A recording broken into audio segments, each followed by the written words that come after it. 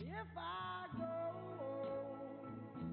a million miles away, I try to let it each and every day. 'Cause honey,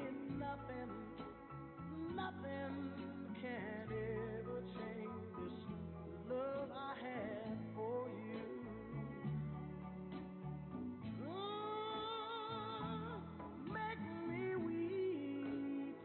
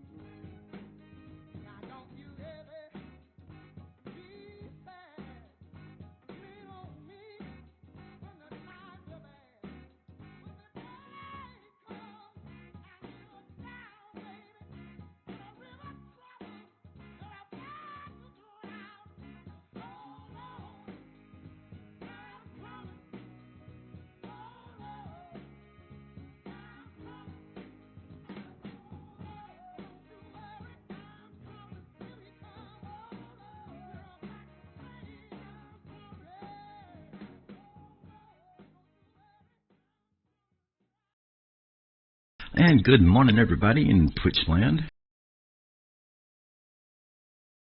Starting soon screen off there.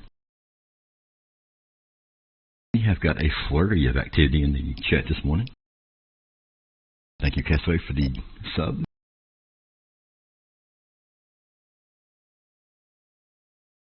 Get some shout outs going on here.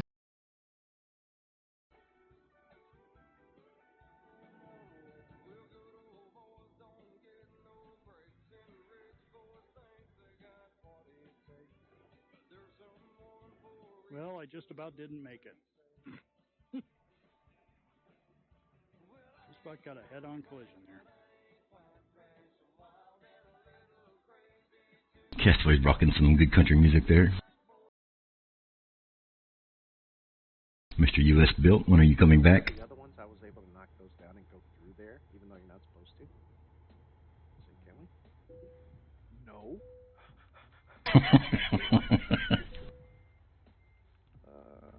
Oops. Oh, geez. Seriously, the one coming out of Brownsville, you can do that. The one coming out of Brownsville, you can do that, I'm telling you.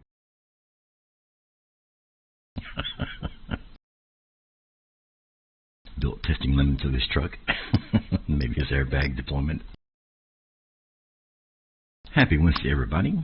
We are going to do a test drive of the brand new Western Star 5700XE.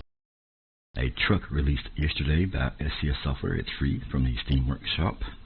I say Steam Workshop, it's DLC. I'll misspeak a lot, so y'all just bear with me, I promise. Oh, you're welcome, Built. And again, I'm asking, when are you coming back? We have been informed by she who shall not be named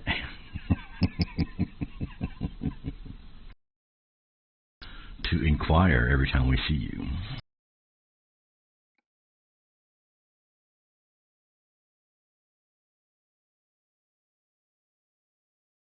So, we're looking at the 5700XE. Do a customized configuration here. Well, it's the base model looking truck there with day cab. Looks aggressive, I like it. 54-inch sleeper, yes.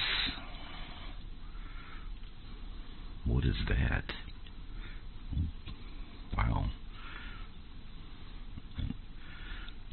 Okay, well, I can live with that. That doesn't look horrible. Don't care much for this, though. That looks odd. Short sleeper looks odd. Just going to tell you. Let's go for the full sleeper, 82 inches. Looks good. I like the name here on the side, too. Chassis options. Got a long 6x4. 6x2, medium 6x4. Short 6x2. We'll do the long, of course. 600 horsepower, maximum horsepower engine. We'll throw that in there too. Transmission options. Now in Discord yesterday they were saying that there were a couple of retarder options, and I see 3 here. 4. We've got a 10-speed retarder, a 13-speed retarder, and an 18-speed. So maybe there's just 3. Yeah. 18-speed retarder. We'll jump to the interior, see what we got. Premium maple leaf, interesting. Mountain gray.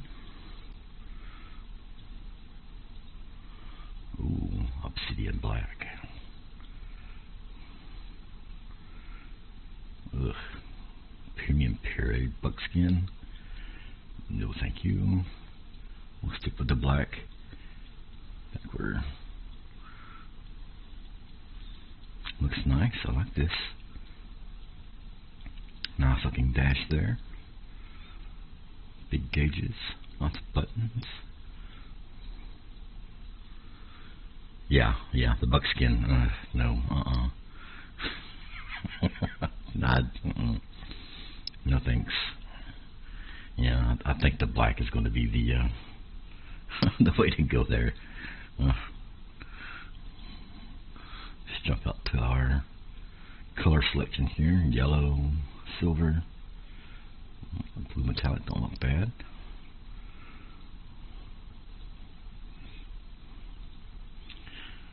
Run some of these paint skins we've got here, disco stars.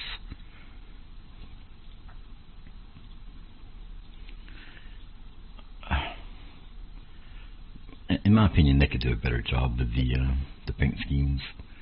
They're very basic looking. I don't care much for most of the paint schemes they have for all the trucks. No, that doesn't look bad. That looks even better. I actually kind of like that. A horned lizard. A horned lizard.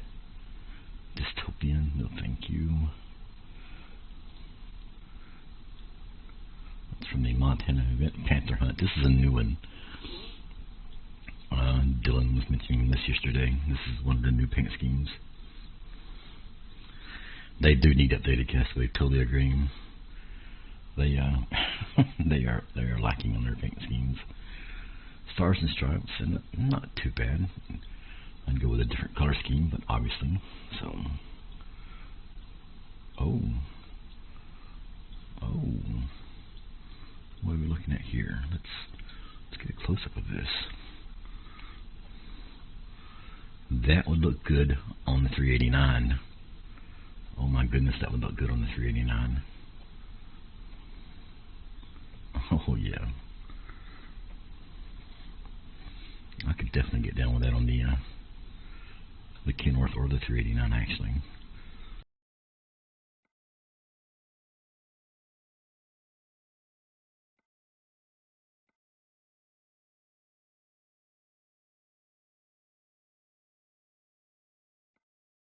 See what this looks like in different colors here.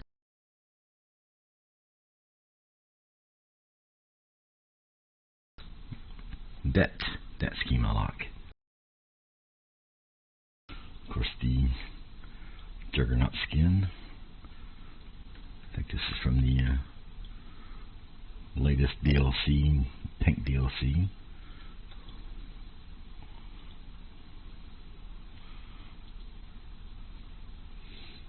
Those look pretty decent on that truck. That's not bad. I like that. I like that color. They do, John. I totally agree. I totally agree. They need some love. They surely do. I like this drop up here, the Phantom. I like this. Let's see what we got here in terms of what we can do. What's this pink gonna look like? Where's the pink at? Oh.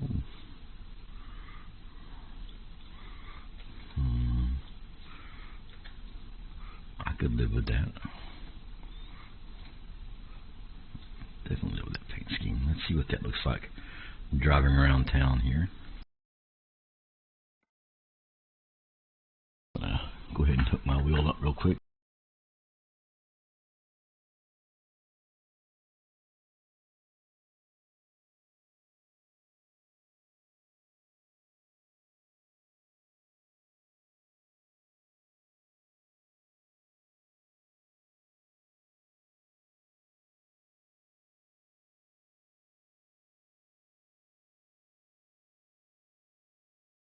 Yeah, this is a new Western Star, and welcome to the stream, y'all.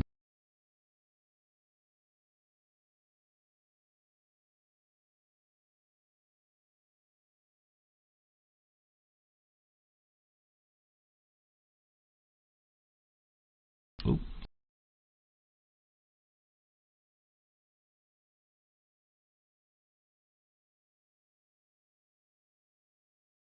I'll get it right in a second. Doing a little iRacing.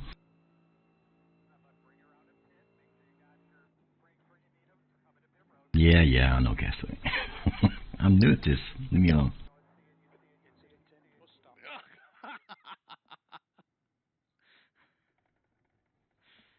Absolutely broadsided him. Damn LMP2 in the bus stop. We'll need to pit for repairs. We've had the black and orange flag. A bull bar, nice looking. Let's see, stock bumper, exclusive. I like the extra lights.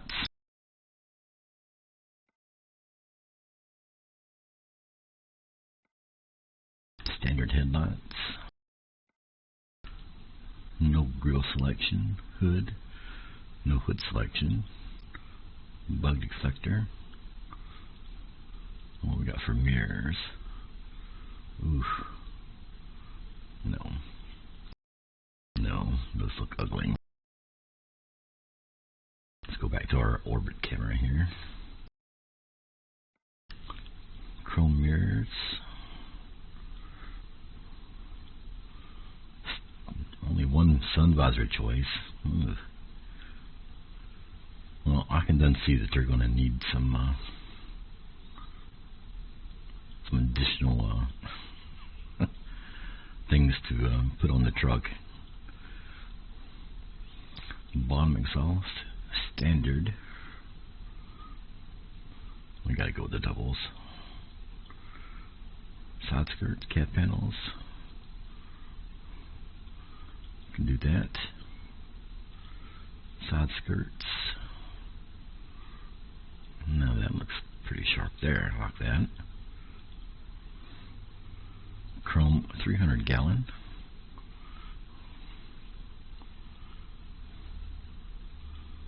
Done the exhaust already. Headache racks.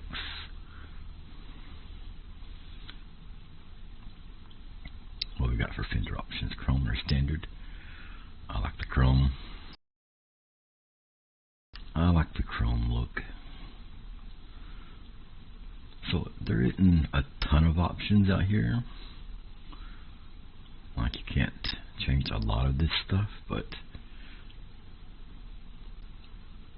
there are several things to side deflectors. I got those already. What we got for mud flaps back here?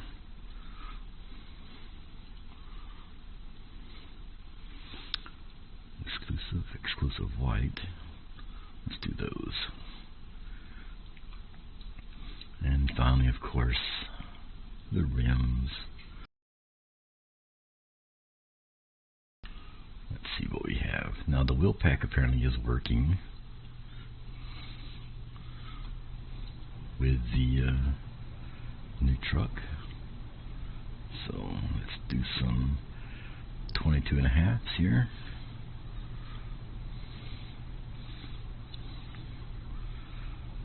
Put some Michelin's on here. Okay, looks good. Change our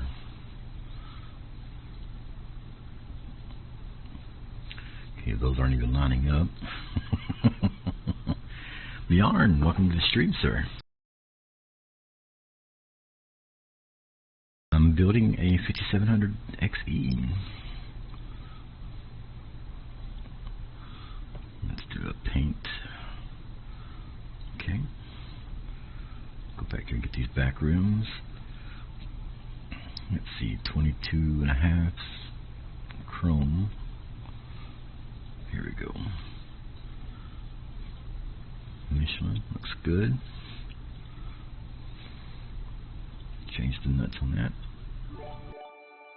Oh, Jesus, Castaway.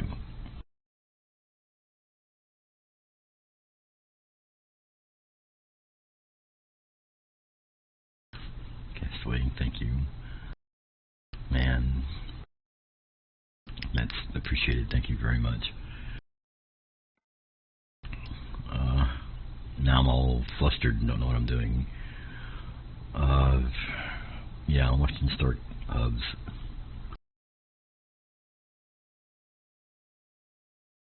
Let's read through this list here, because Castaway apparently likes making me choke up early in the morning. That sounded dirty. Stretch that, never mind. I haven't even driven it yet, Bjorn. I'm still building mine. 25 gifted subs by Castaway. Thank you very much. So much. Fiat Freaks. Hurt Locker Snapshot. Lady Bear. Ooh, Lady Bear got a gift sub. Budgeman. Bill Sellers. A Gamer of Games. Eagle Force. Wolfie. Eagle Storm. Diminasi. Juke Milo, 310 Weber, Disabled Entertainment, Bethany, Twisted Baffles, Palita, Lady Bear bought. Lady Bear got both her things gifted subs. US Built got a gifted sub, Buzz Knuckle, Chapel, 303 Wolfie, Rubens 1950, Barely Lady, and Ghost Medic Gaming. Yeah.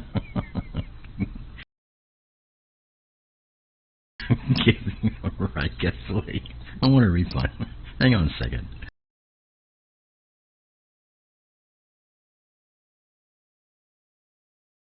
Thank you for the hype, and again,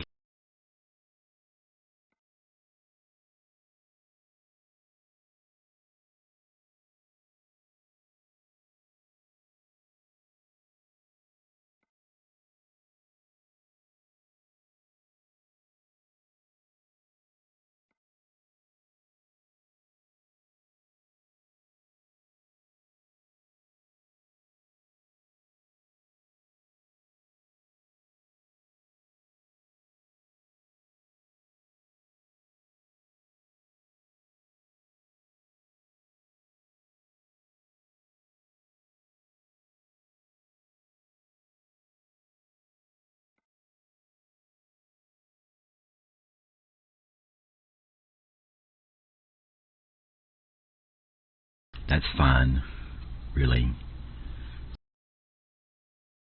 There isn't a lot of options, and I'm assuming, you know, that in time, like we've talked about before, that there will be packs like they do for ETS2. Oh, we've got a windshield corner option now on a standard truck. Wow. Okay. Now that's not unfamiliar for those of you that play ETS2, but for ATS stock, that is kind of surprising. Front mirrors, we don't need that. Let's see, bug deflector, don't need that. Front mirrors, console items. We'll put a compass up there, and like that's going to help us any at all. We'll put a little smelly sack on there, make it smell good in here. Floor items. I think we need some ramen there. Seat items. I think we need to put our goat here. Co-driver seat. Oh, you can change the co-driver seat? Oh my god. Oh my god.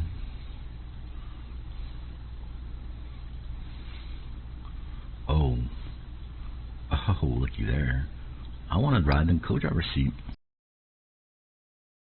It is just basically a copy paste. I'm assuming this thing is going to handle like a Cascadia, because the 57X handled like a Cascadia. Like it was almost the same truck, just skinned differently on the outside. And so put our USA flag pillow back there because, you know, why not?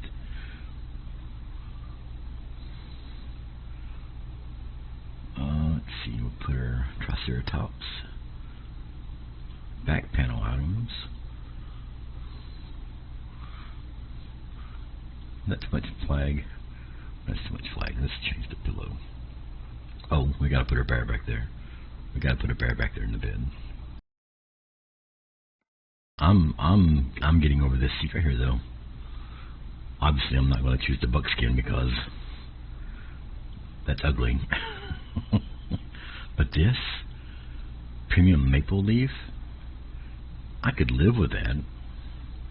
Mountain green, I could definitely live with that as well. But the black with the red stitching, yes. Oh yeah, definitely go with that.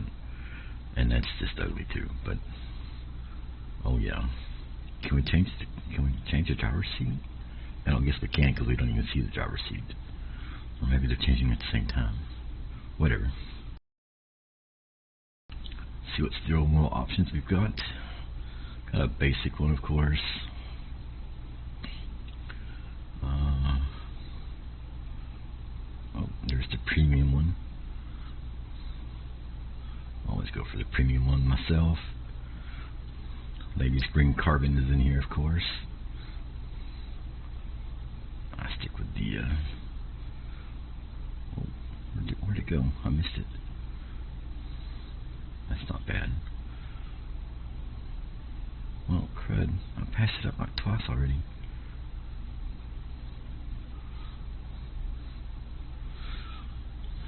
I just saw this silly thing. I just had it selected. There it is, premium. We'll go with the premium. Can't change any of the dash options. That's fine. It does. Yeah. Actually, that's a perfect description of it too. Cab doors. Oh. Hey, looky there. Huh. They're adding little things here and there that I'd like to see on the other trucks as well. Like I know the 389 has that already, but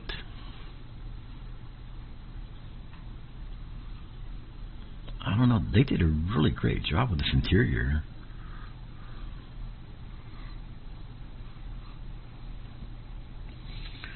I don't have the baby excavator, so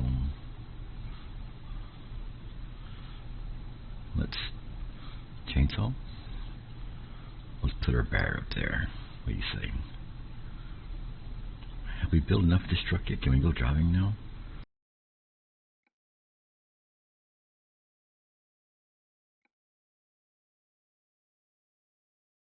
Stick it in Dallas here.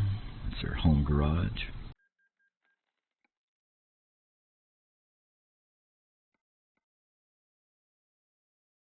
Truck manager.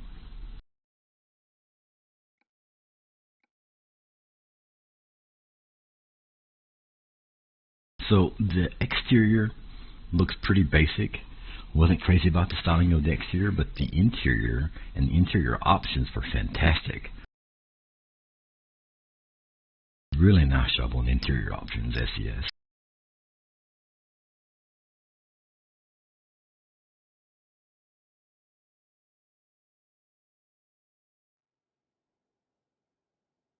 Look, I'm sitting on the floor already though.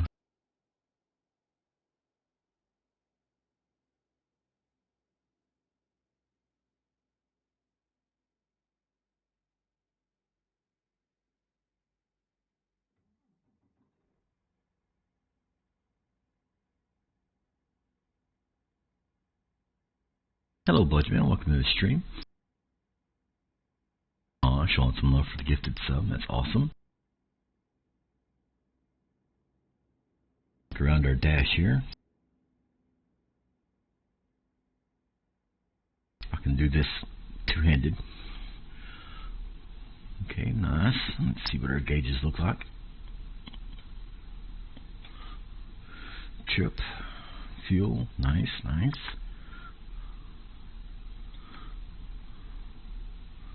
Temp gauge, volts, park menu, time. You can't see that; it's too small. But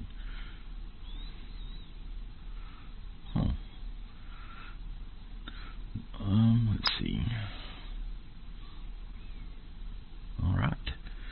So we got a oil turbo transmission gauge on the left, tach and water temperature on the left. Def fuel gauge right in the middle. That's awesome. Speedometer on the right. Air. A bunch of buttons here to the right as well.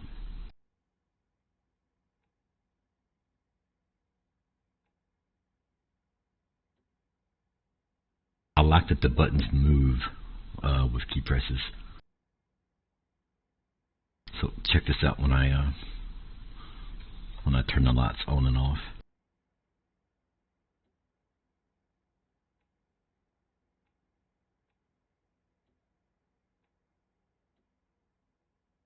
I like that. It's a simple little things, but it makes me happy. Let's see, regen, engine, fan. Nice, okay. What are you looking at?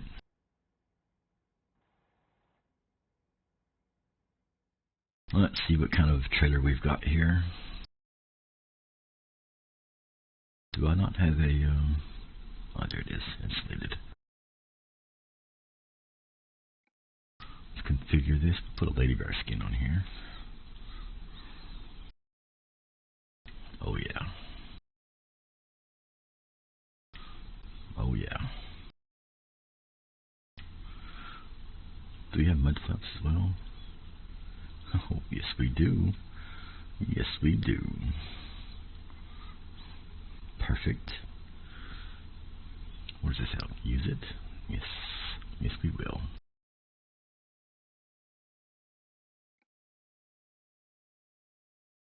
Alright, we've got a trailer.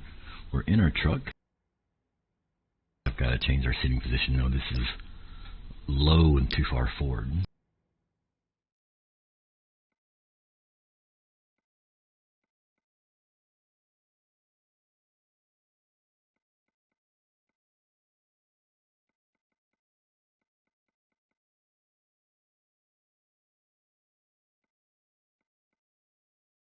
Oops, I'm going the wrong way.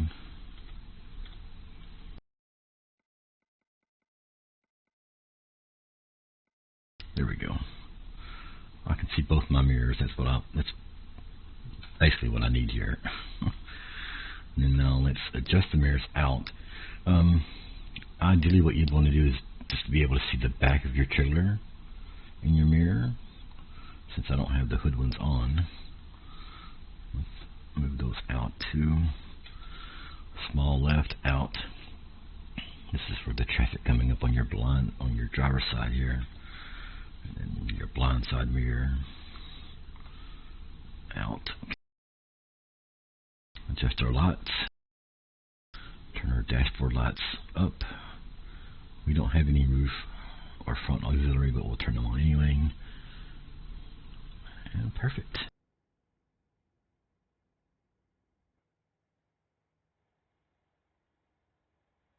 That's what she looks like all put together.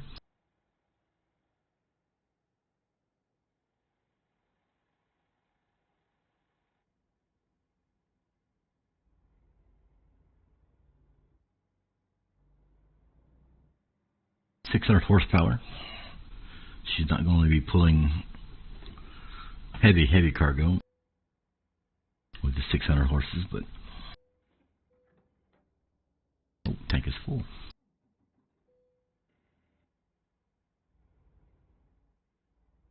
600 should be good enough for drive van, most flatbed stuff. Does look nice.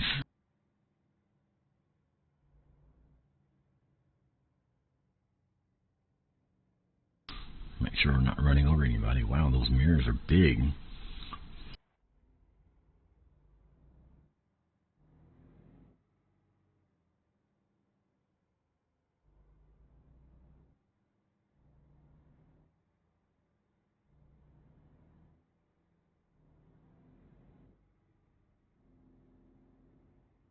Hard to tell how big those mirrors are until you start driving. Those mirrors are huge.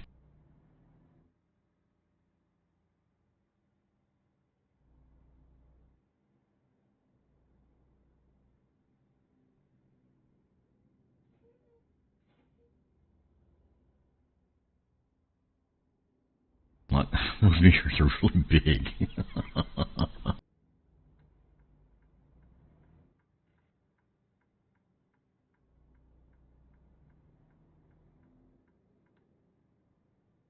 does. It really does. It's very reminiscent of a Freightliner Cascadia.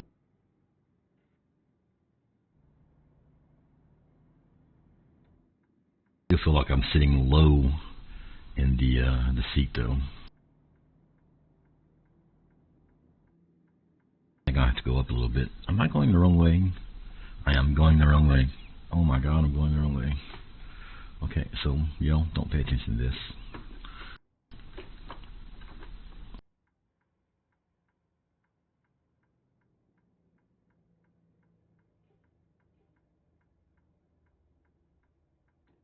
Hush, Castaway, quiet.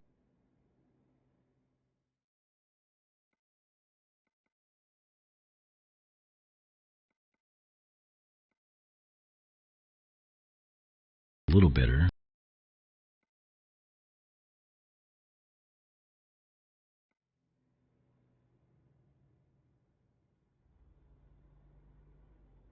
Turn around here.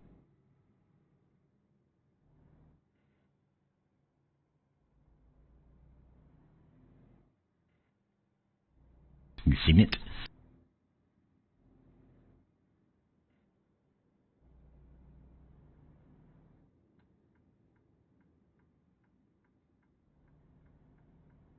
It handles nicely.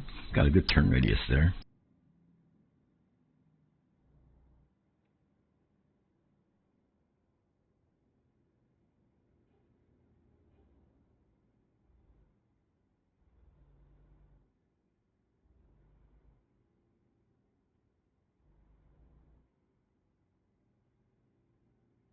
Very smooth.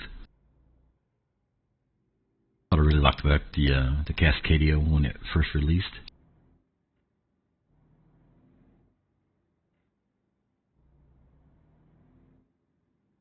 It's how smooth it was, and this is the same way. This truck is very smooth.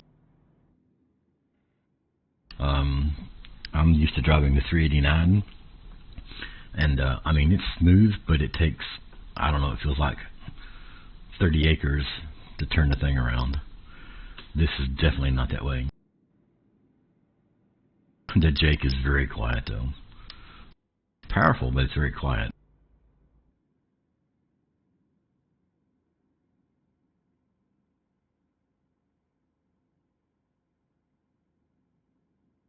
Now, that's my biggest issue with it as well. Of course, I save edit my fuel, so, but in single player, I normally don't. Yeah, I mean, you're not gonna do too many long hauls with it before needing to refuel.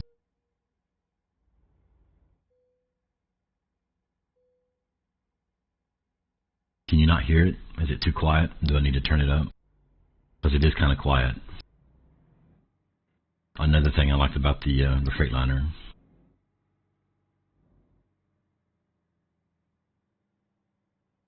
Yeah, you guys can't hear that. That's really quiet. Hang on, let me turn that up.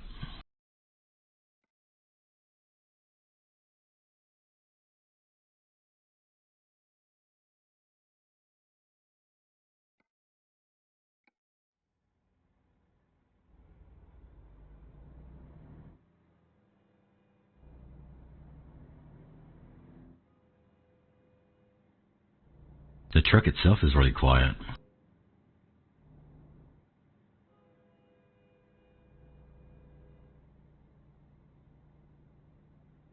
Like the engine is super quiet on this thing.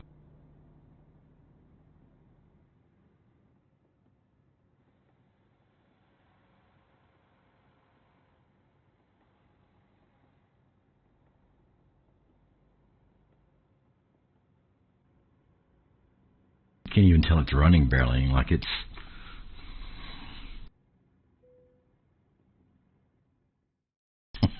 like that's not my game. That's it being quiet. What are we going to go here? Go from Dallas to Atlanta? Yeah, let's do that.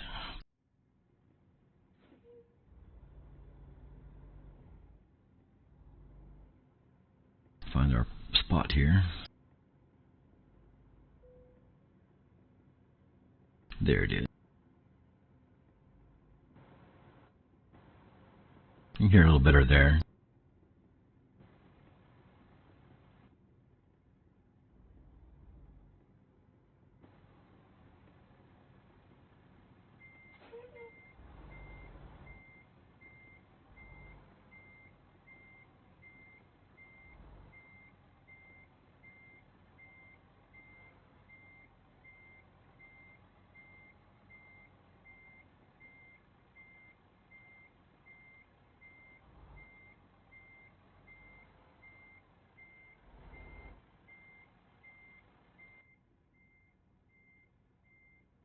Who parked their tractor in my way?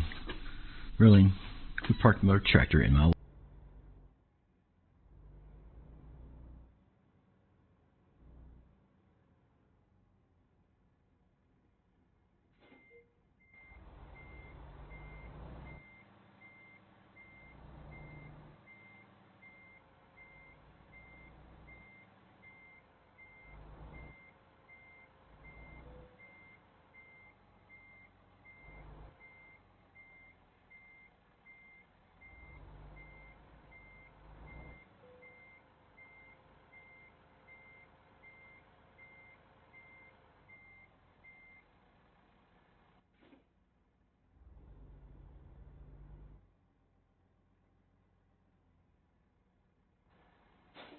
I'm blaming you, Castaway.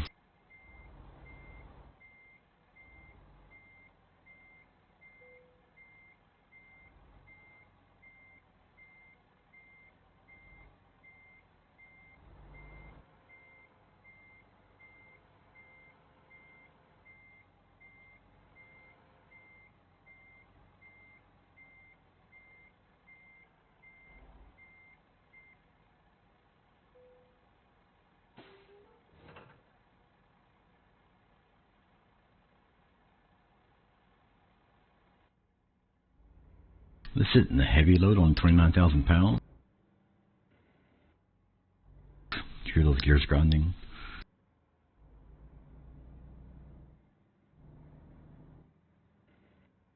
Oof.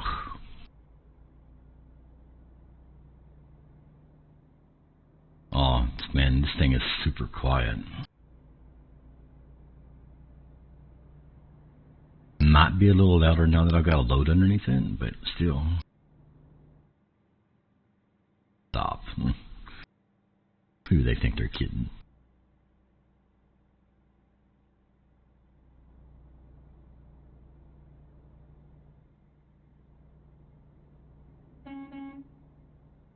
There's the air horn. That was loud.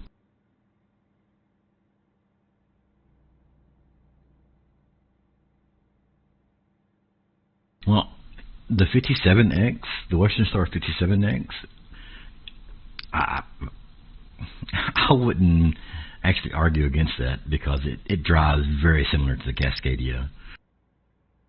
I like the 57X actually, but I like the Cascadia. Like I put 200,000 miles on the Cascadia using, like that thing drives so smoothly. It's very nice. Cascadia is one of my favorite crud. Okay, brand new truck, and I've done fucking hit something. Anyway, the Cascadia, really smooth, and this thing is just as smooth as that. This is why Lady Bear drivers can't have anything nice. I mean, it right off the showroom floor, brand new paint job, brand new truck. It's got 8 miles on the odometer, and I've been hit something.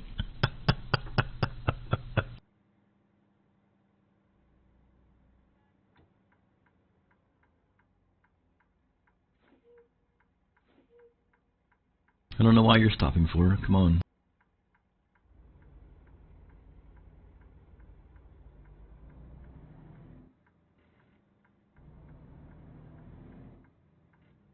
Good morning, Bill Sellers.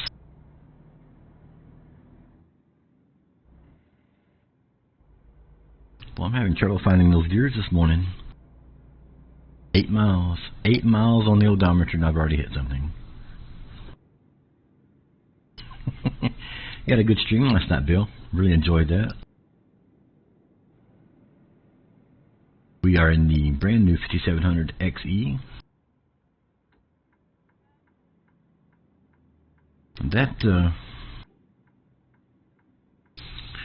That Jake brake might not be loud, but it is powerful.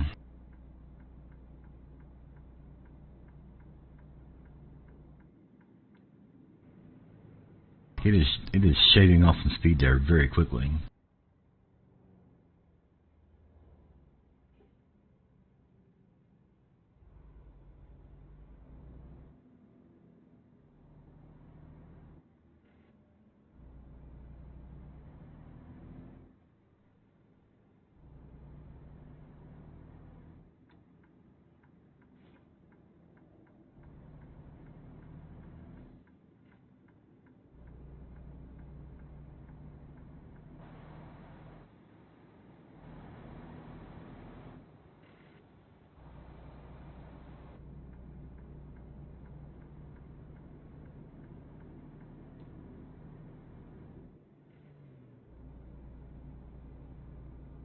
Can we get a shout out for Bill there, Castaway, if you're not too busy?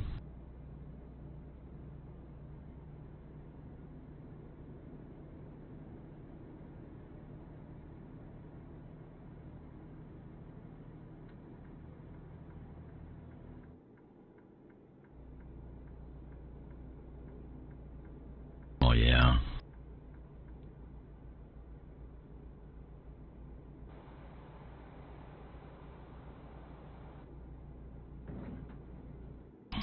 Oops.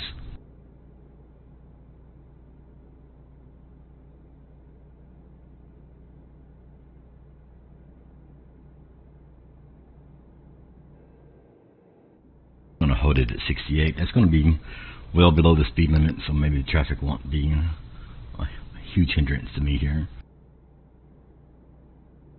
Okay, so we got the truck built. We got all the little options put on it. Got it painted. Got a trailer. First impressions, again, exterior styling is meh. It's not bad looking on the outside. I mean, the truck looks decent on the outside. I mean, it looks aggressive. I like it. I like the styling of it. Don't care much for the sun visor. That's kind of ugly.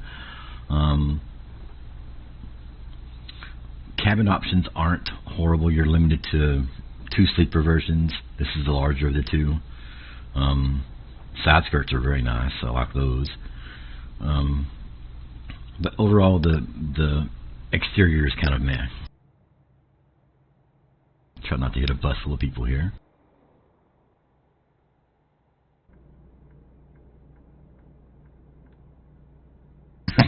Starting to drive like you.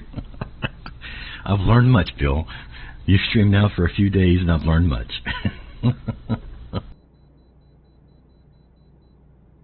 Interior styling, though. Interior styling, I think SES has knocked us out of the ballpark. GPS is nicely located. Gauges are easily readable. I love the buttons here on the side that kind of activate and deactivate when you're pushing buttons on the actual, your actual buttons on the keyboard or wheel. Love the seat choices. Other interior options. Radio is up and out of the way. Like this is a well laid out interior. It's really nice looking in here. The mirrors are absolutely enormous. And I mean enormous. Like you're trying to make a turn left or right, you come up to a stop sign, you're going to have to lean out for sure because the mirrors are absolutely huge. As far as drivability, very smooth. Turning very smoothly. Nice tight turn radius even for a truck with a 53-foot trailer attached to the ass end of it. Feels like a Cascadia. It feels like a Cascadia right off the bat.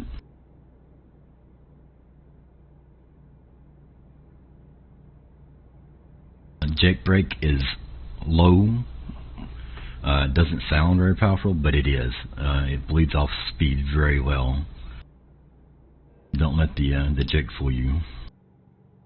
Overall, the truck is quiet. The engine is quiet. Now that is with the maximum horsepower stock engine, the 600 horsepower.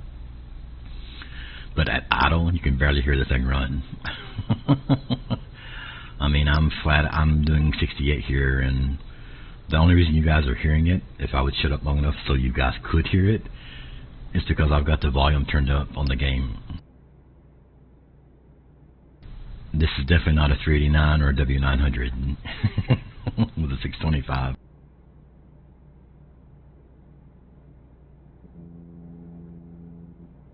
It's easy to roll in ETS2.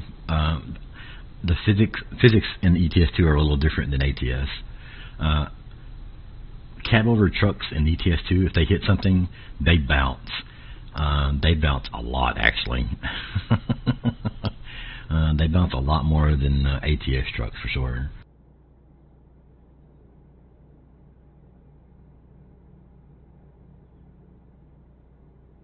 I will say one thing about these mirrors, them being so large, great visibility out of those. I mean, they're absolutely great visibility out of the mirrors here. Of course, I can't see both main mirrors. I have to use the F2 mirrors on the right-hand side. But the left one here, yeah, you can see easily back behind you on the left here. Yeah, John, ETS2 trucks, you can't hit anything over there. You hit a guardrail in ETS2, and you're likely to go bouncing all over the place. The physics are different over there for whatever reason. And some of it's the trucks, because even if you put ETS2 trucks in ATS, which I have a Scania mod for ATS, they do the same thing here. So it's something to do with the truck physics there. They bounce like a rubber ball.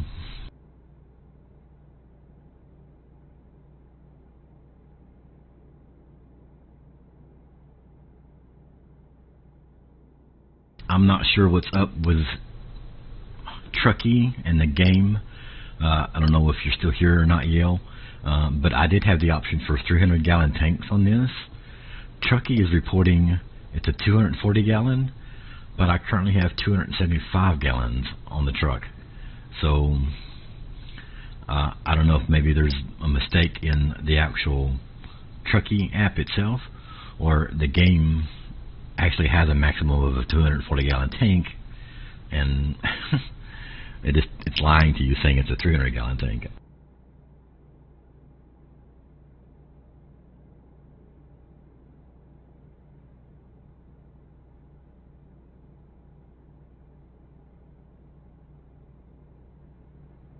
Yeah, when I was building the truck, I had the option for a 300-gallon.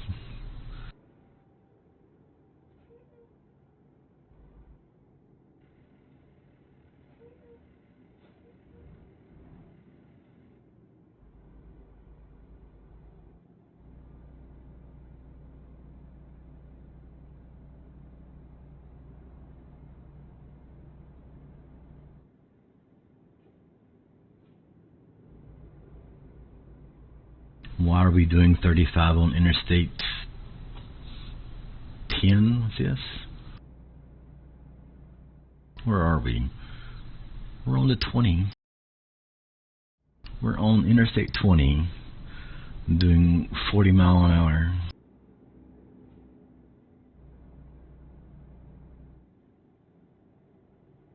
This is how people get killed. Exactly. That's what I'm saying, Castaway. It's a minimum speed. There are minimum speed requirements on interstates for a reason, I might add.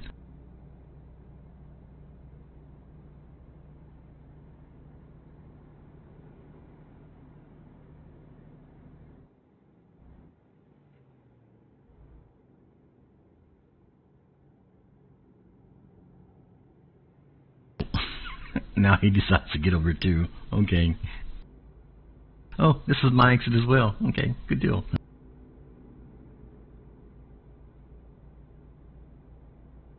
Definitely check it out, Yale. Definitely check it out, because there was a 300-gallon option when I was messing around with the side skirts in that area, the tanks, whatever. So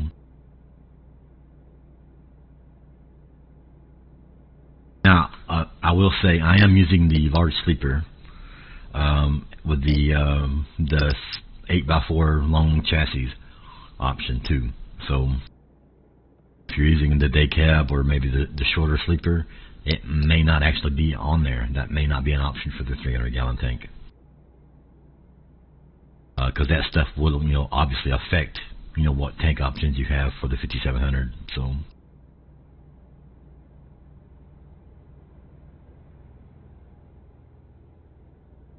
I'm getting passed by an Isuzu.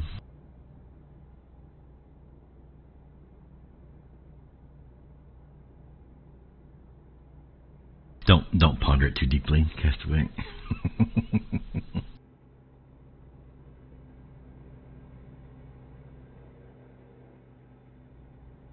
If you want to cut me off, check him out. It's just like real life.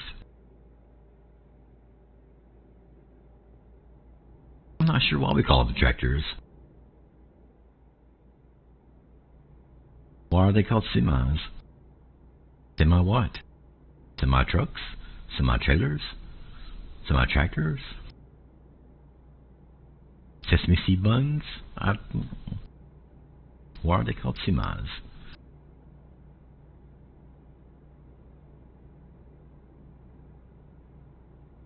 If you know, please put in chat, why are they called semis?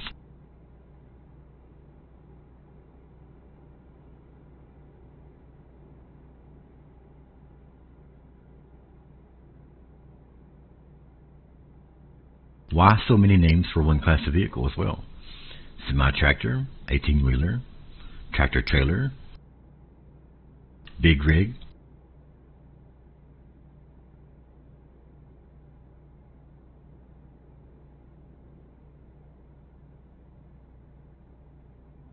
Very curious.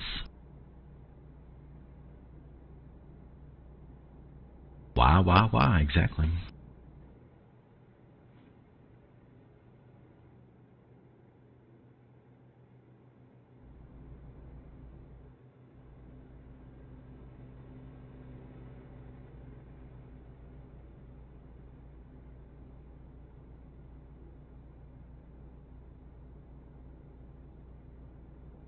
Yeah, that sounds smart. I'm going to go with that. It refers to the trailer not having a front axle. And there's a Lady Bear Trucking sign. It refers to the trailer not having a front axle. I like that answer. I'll go with it.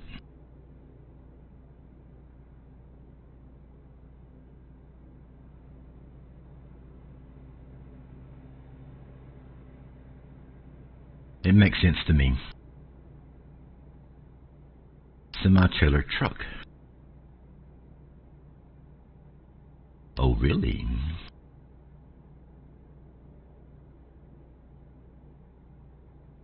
Google is your friend. It's true. That's true. Okay. I'm going to let you guys in on a little secret of mine, okay? And y'all don't go spreading this around to embarrass you, I'm just saying. But when there's tech questions in the Tech Talk channel, the reason I appear so smart and can fix problems is because I'm good at Google. That's it.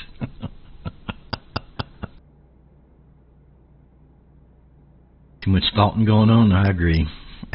It's not even a Monday. Why are we thinking so much?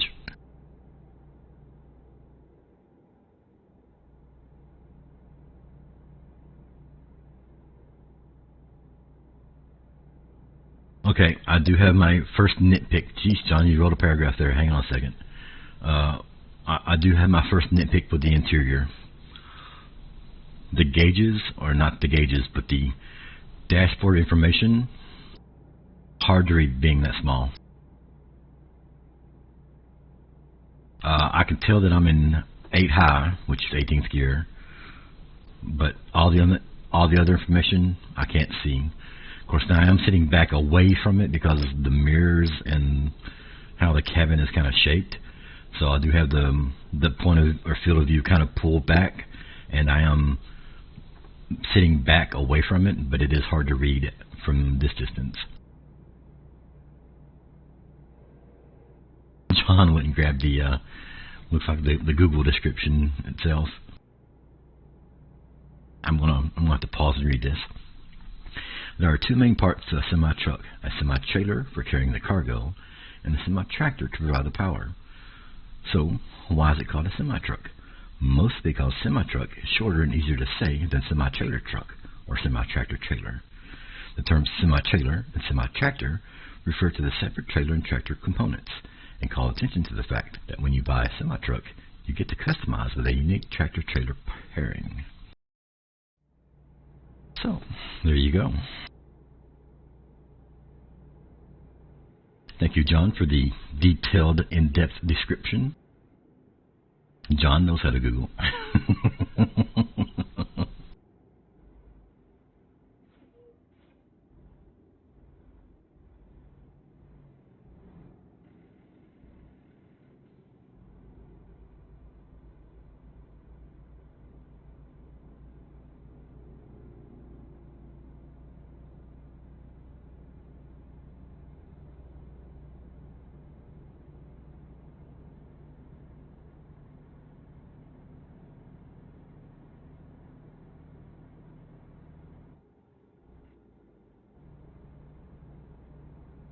So that's my first little tick in the dislike column, is the dashboard information display is a little too small. So yeah, that's hard to read from back here.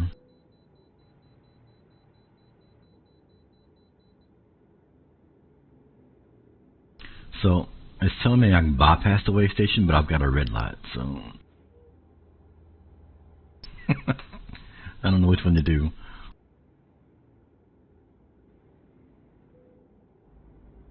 Now it's telling me to stop. This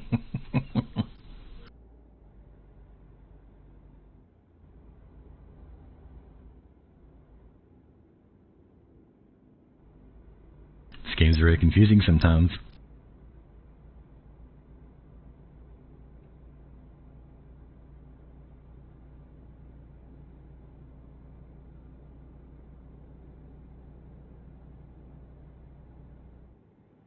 I left the traffic density mod in, and as you can see, as it gets towards the evening time, a lot more traffic on the roads.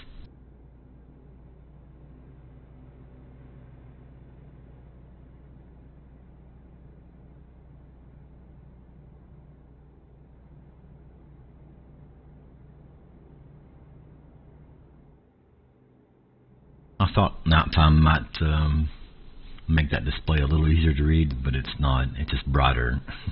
That's all it's doing.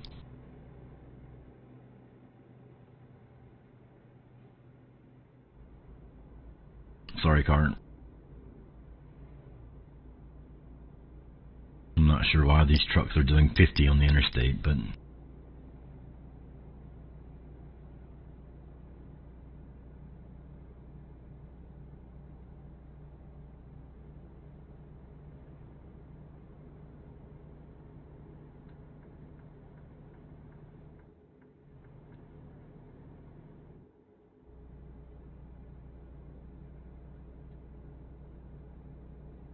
let's read the next part.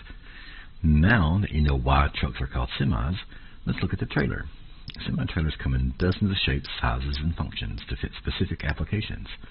For example, heavy and irregularly shaped goods may fit best on a flatbed semi-trailer, or you might choose a lowboy trailer to accommodate loads as high as 12 feet. That's actually very tall. You can also find semi-trailers mounted with the equipment you need for any type of job. A 12-foot tall load would be very high. I'm assuming they're measuring the 12 feet from the deck and not the ground.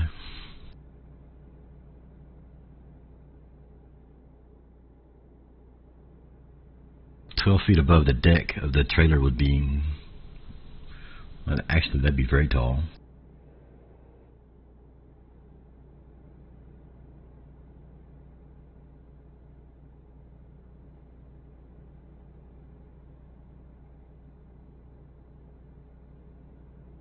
Sean went and found a whole dictionary worth of information for us.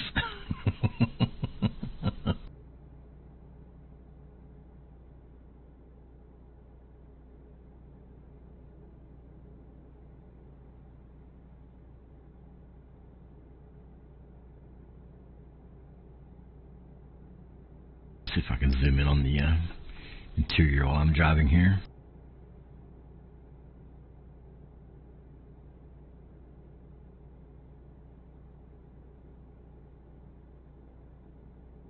Yeah, that's just a little too small to be read from back where I normally sit. I might actually reset the seating just to see if that can be read better.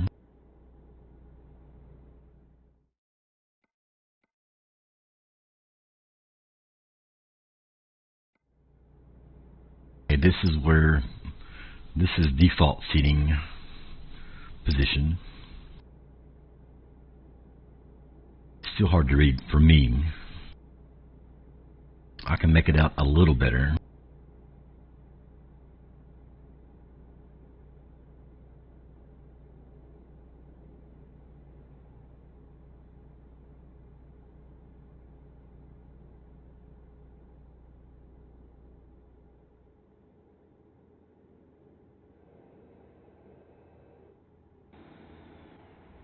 Me Lady Bear shout out. Holy! Did you see that guy flying? He hasn't landed yet. There he is. Perfect. Nice. What happened there? I'm saving that. Oh my god. Son, you need to keep distance.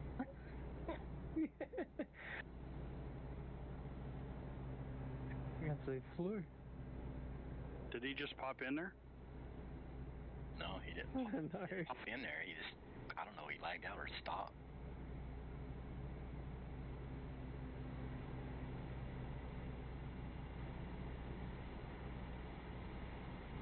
It's bad lag. That's why I've been trying to stay away from them.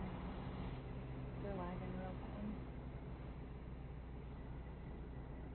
bad. That was crazy. Somebody clip that. Clip it, clip it, clip it. That was awesome. I don't know if that's... Oh, wow.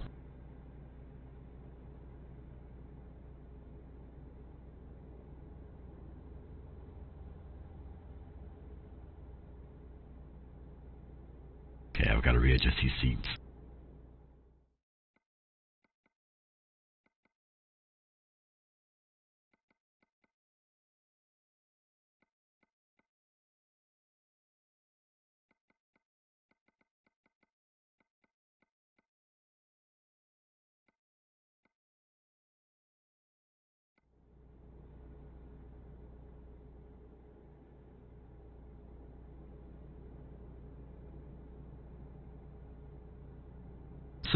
So far, if you're just tuning in, we're driving the brand new 5700 XE. It was released yesterday by SCS. Nice smooth ride.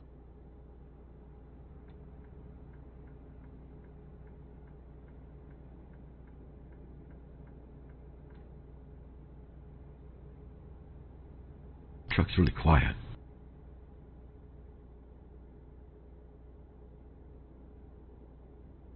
It's really dark outside.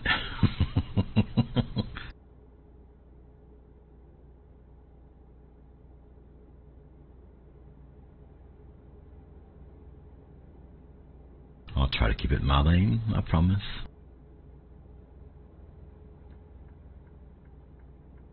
Always do that. Always get in the lane it ends. That's my superpower. Pick the wrong lane.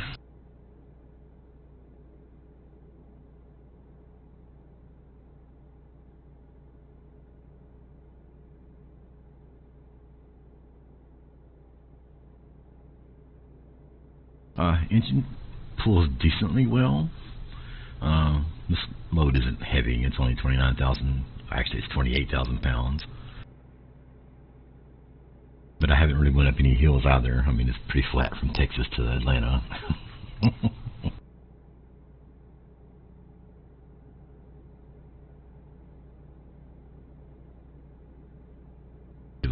Look around the interior here. I like the lights on the buttons as well. Gauges are lit up nicely.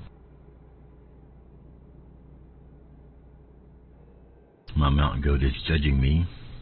and my driving.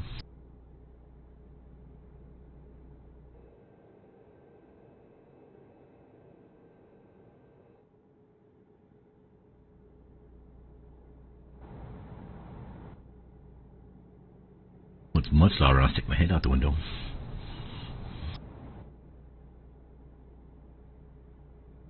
It's a lot louder when I do that, huh?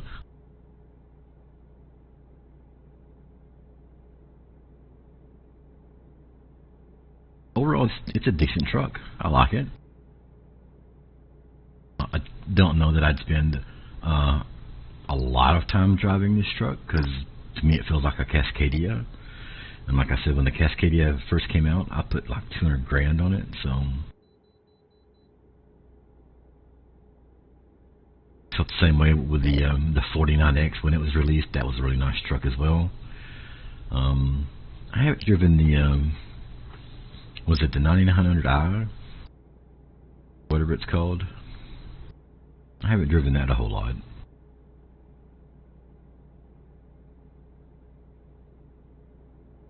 The 57X. The 57X, this one, and the Cascadia are all pretty much the same, drivability-wise. Like, they all feel kind of the same.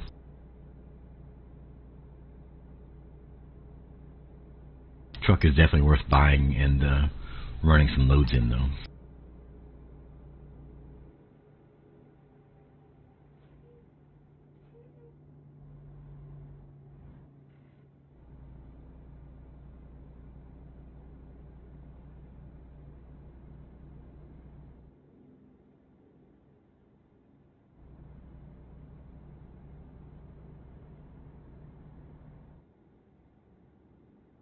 We are on our way to Atlanta.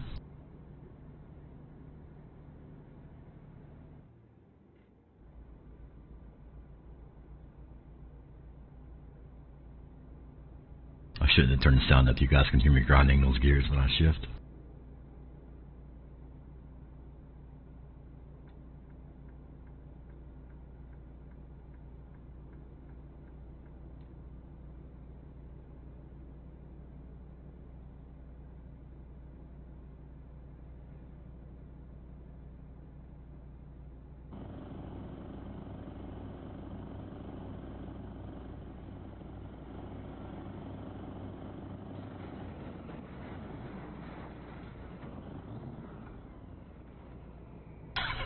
Oh, wow, Bill.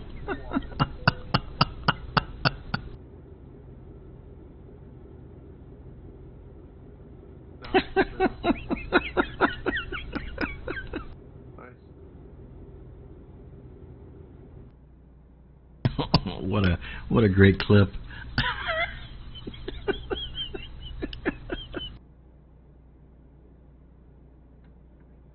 Oh, I've done that plenty of times. No wonder that didn't give you race miles, Bill. It had been my luck that I'd have done something like that and it gave me race miles as it fell.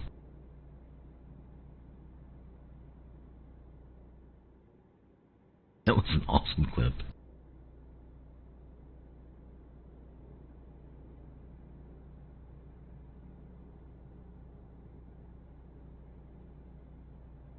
Castaway, if you're not that's a bit of content, yeah. Oh man.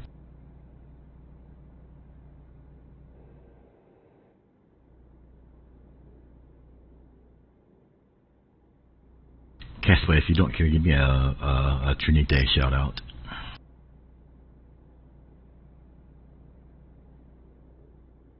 I found the song. Of course, you found the song. You found the original song, and then I went looking for the, I don't know, the remix or dance remix or whatever it's called.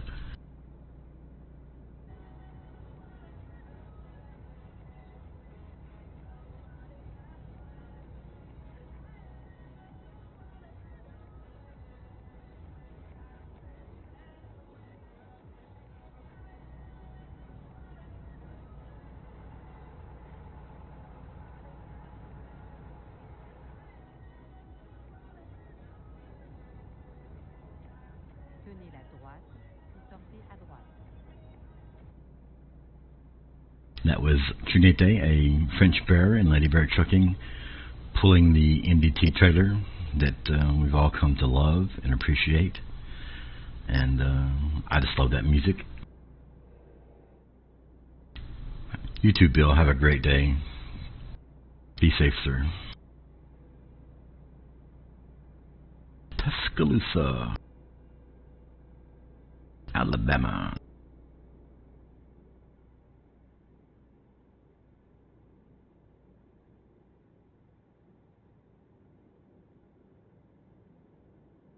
Car got my lane, started slowing down.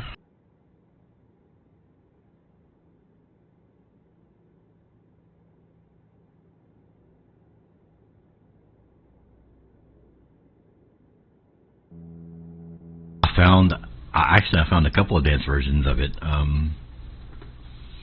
Seems like it's a pretty popular song to be to be remixed.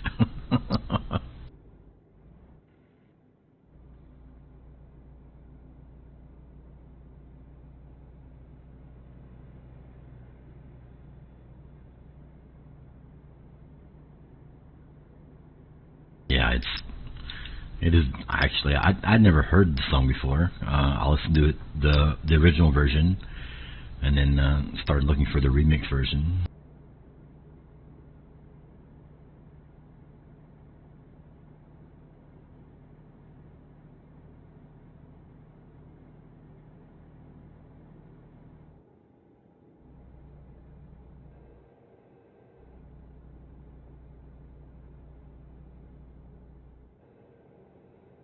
I was gonna say there's a lot of traffic out tonight, but I keep forgetting we're going to Atlanta, and if you've ever driven through Atlanta traffic, and I haven't, but I have heard tales.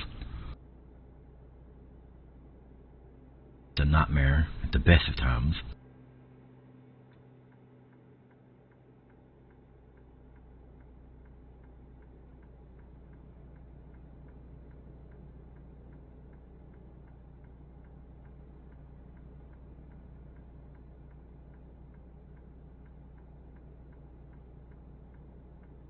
Almost as bad as Chicago. I can imagine. And I guess people would say that about any kind of large metropolitan area.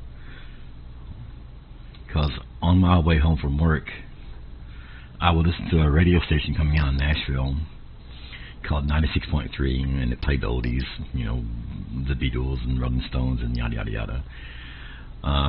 And every single day, they'd come on with the reports. There's an accident on 65. There's an accident on 40. There's an accident on 24. There's Briley Parkway, yada yada yada yada. And I mean, there's just 8, 9, 10, 12 accidents. And I only lived about 30 minutes away, so in that short amount of time, like there was all these accidents. Same thing in the morning.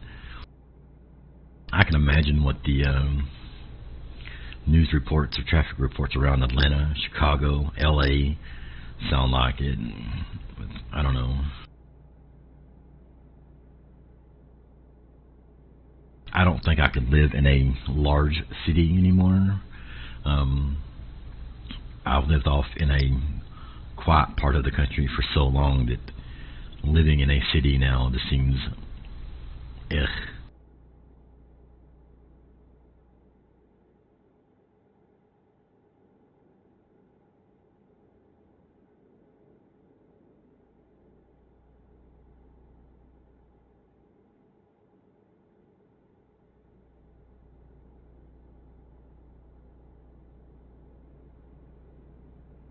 I mean, it's bad enough around Bowling Green. In the afternoons and mornings, I'm talking about a city that's only got like 60,000 people in it or so. Probably about 70, 80,000 now. But still.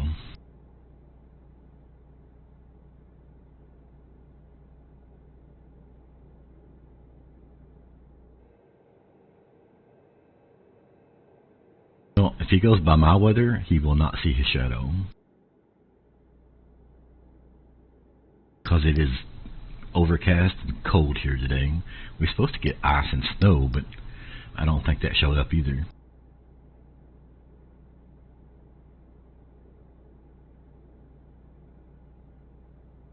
We were supposed to get some yesterday morning. It didn't show up. I was supposed to get some yesterday afternoon. That didn't show up. And then they were calling for it this morning. And I looked out when I first got up. I didn't see anything, but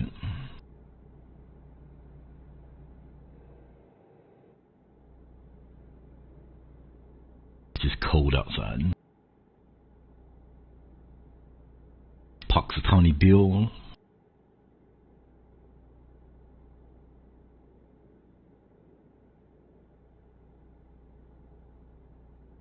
Groundhog foretelling the weather. He's as believable as his two-legged human partners telling the weather, forecasting the weather.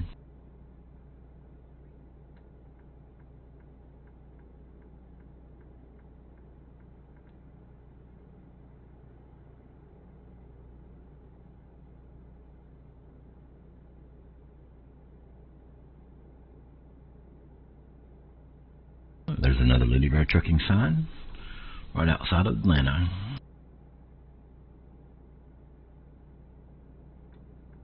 Back in another lane. Sure, I'll have a right exit up here somewhere.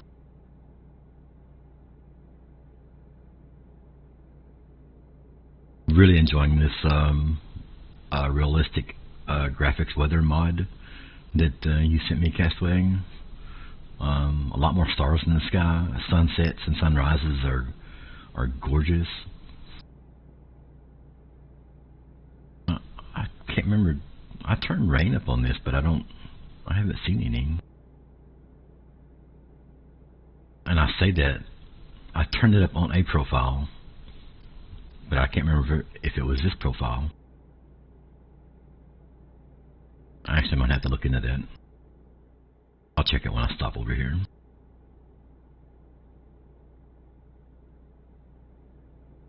Entering the Eastern time zone.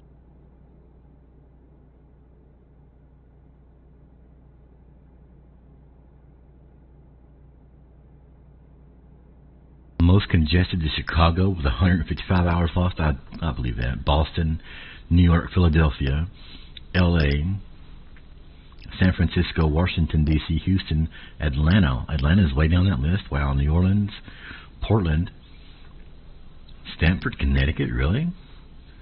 Dallas, Baltimore, and San Diego. And then Denver rounds out that list. Interesting.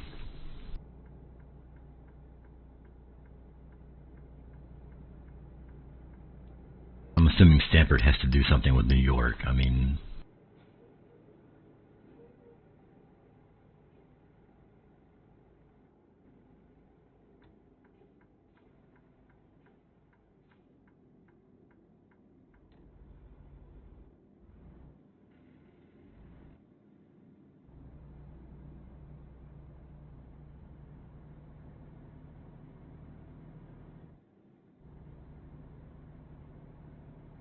Chicago, 155 hours lost. It's insane.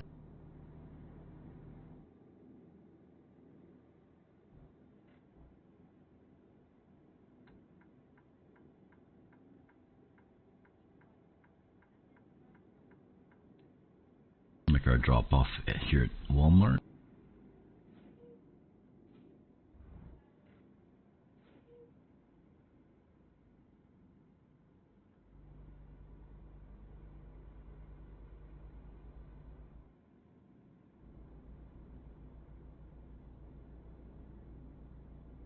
John's a wealth of information this morning. Red light.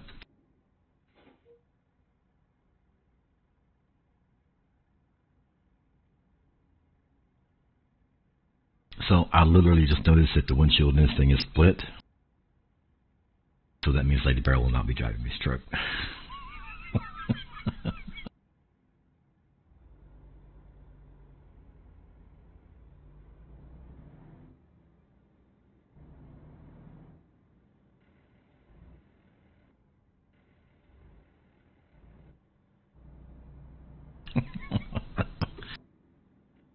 It's the cold, hard truth.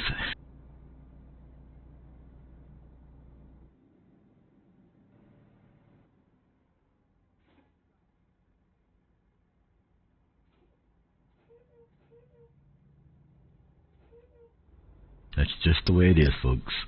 Split windshield. No good words of encouragement from Lady Bear on this truck.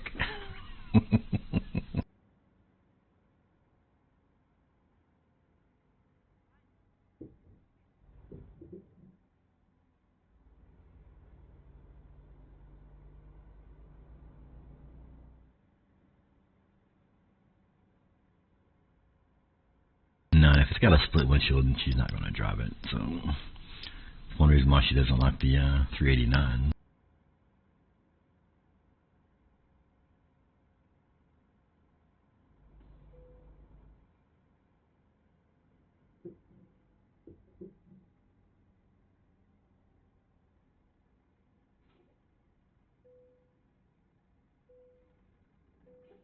Although she has been driving one in ETS2 of all places, which is crazy.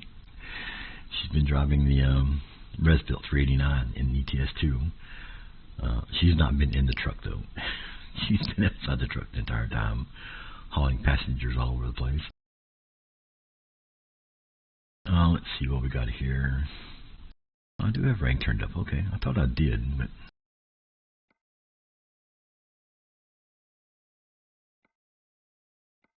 let's see what we got here.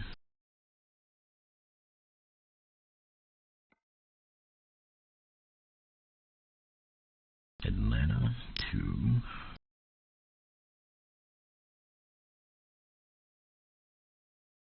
let's see, cigarettes. Yeah, that's what we want to haul. Spinach.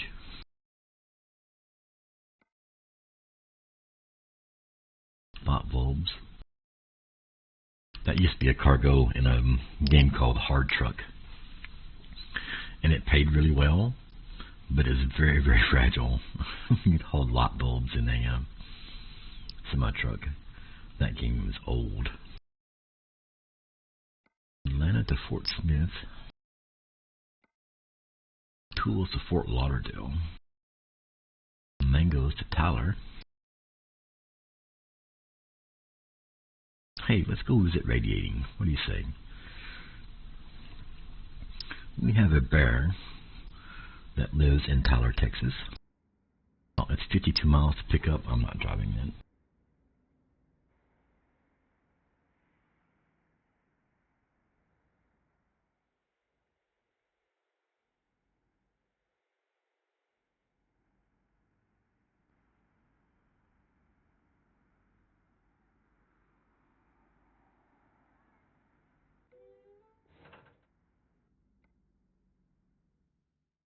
We have a bear that lives in Tyler.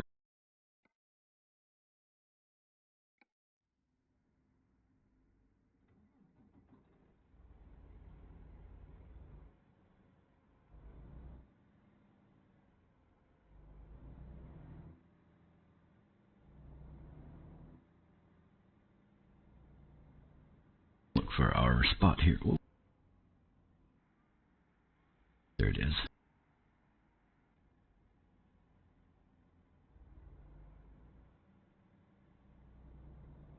I don't know if I can get this monster back in there or not.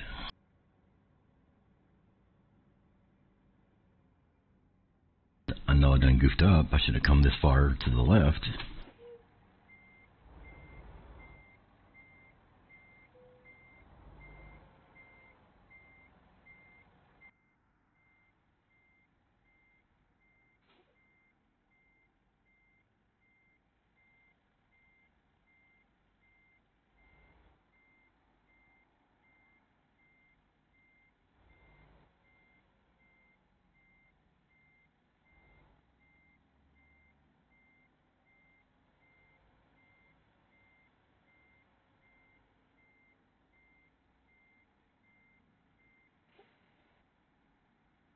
Getting gear now.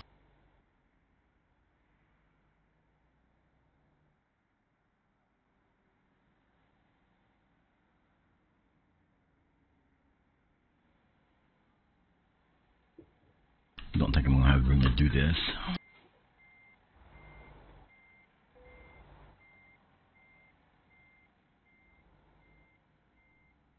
visibility that I've got here.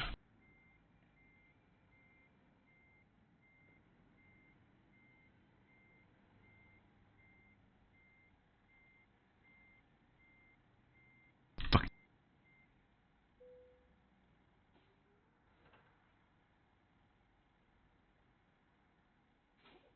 Hey, look, we parked.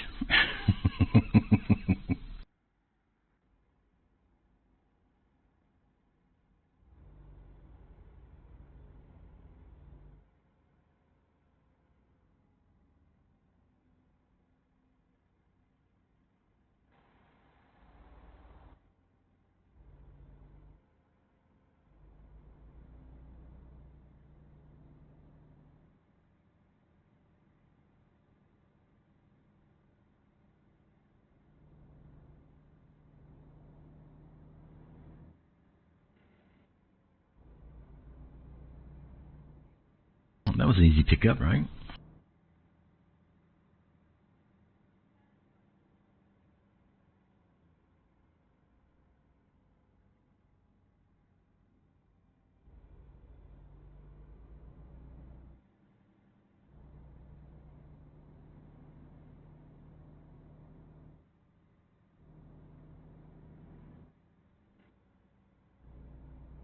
Keep grinding them gears, keep grinding them gears. Ugh, man, every single time.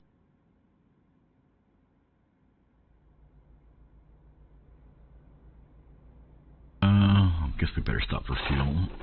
What the hell was that?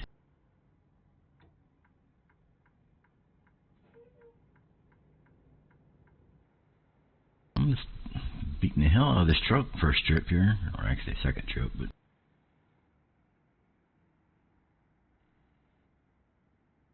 I have no idea.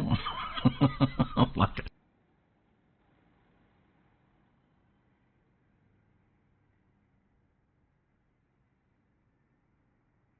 Maybe it's just a change in the road surface there.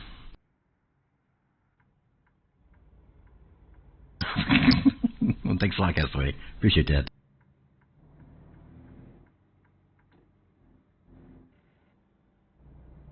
Tattletale.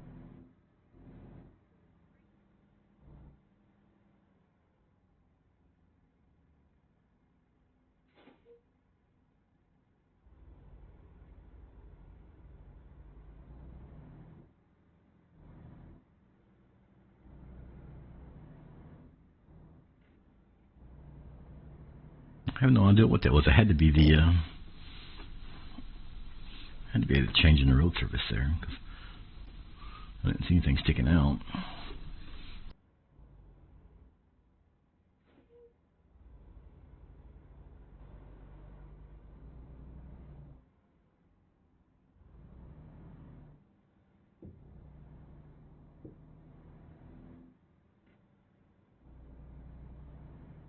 Truck handles very nicely.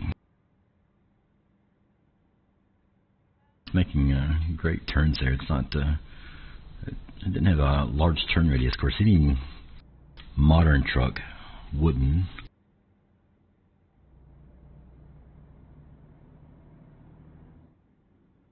I mean, you're not driving a W900 or a 389, so.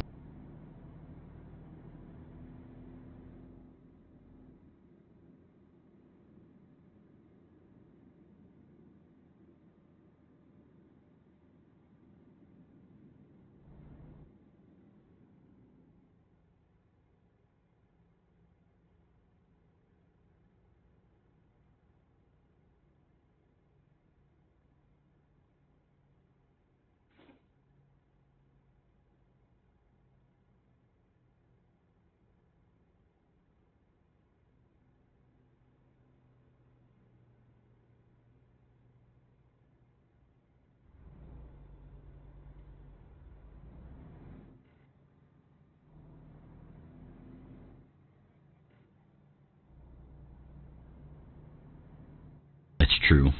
Low bridges for sure.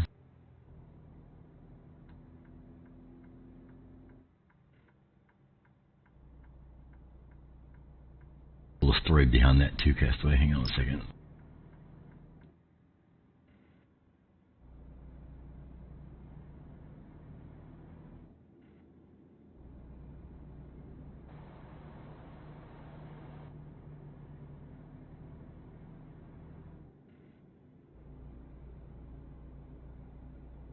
So I was in San Francisco, and I picked up a load of circuit breakers on the step deck. And I can't remember where I was going, but the trip took me around the uphill loop there in San Francisco. I think it's the uphill loop. And anyway, once I got to the top, and just before you go over the bridge, there's an overpass, and the trailer would not make it through there. The circuit breakers set so tall on the trailer that they got stuck. I tried lowering the suspension, that didn't work. So I had to turn around and go a different way out of San Francisco to get out of the city.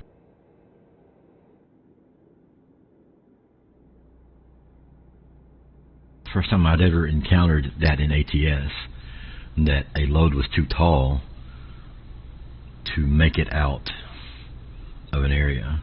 Now in ETS2, I've done it several times.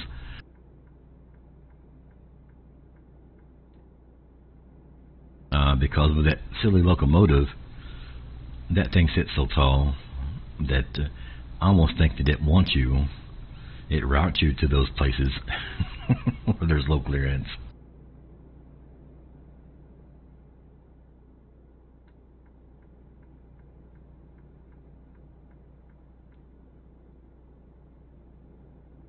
That was the first time in ATS that I had encountered that problem. Yeah, the first time, like I said, I'd seen that in ATS. I forgot where the destination was, but I think it was the 80. I was coming out on the 80. There's the rain.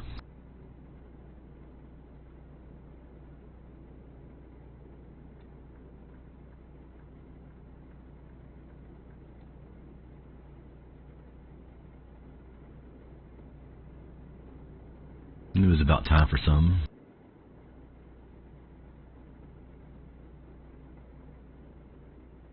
But in ETS2, it's a lot more common because there's a lot more older style roads and bridges there.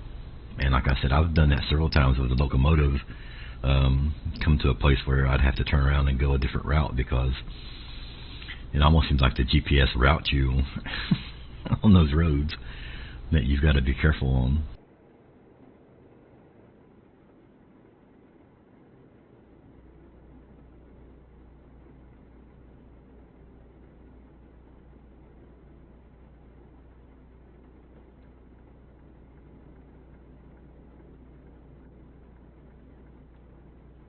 I was going to stop for fuel, but I don't think I actually need to. I've got just under 180 gallons left. That's going to do me about 1,300 miles. So,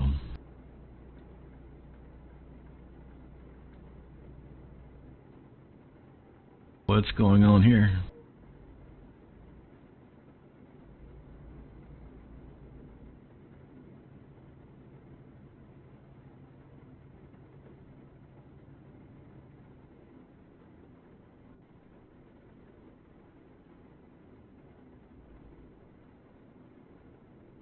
I bet there's a classic car up here.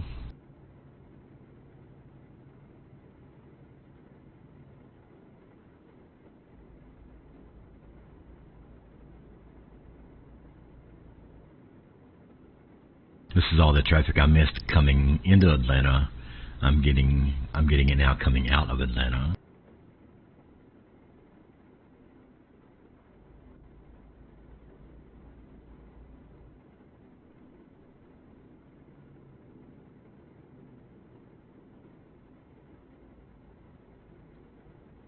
It's, yeah, make no attempt to speed up. It's cool.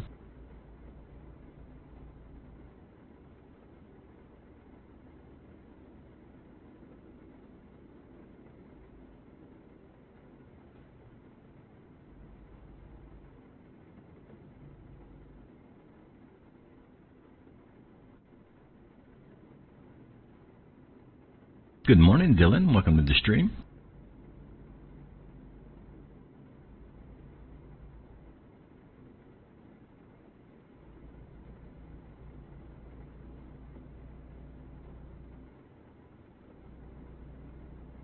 We are on our way to Tyler, Texas in the brand new 5700 XE.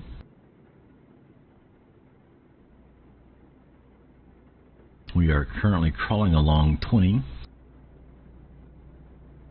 because a hamster has slid off his wheel up ahead of us. And these people forgot how to drive.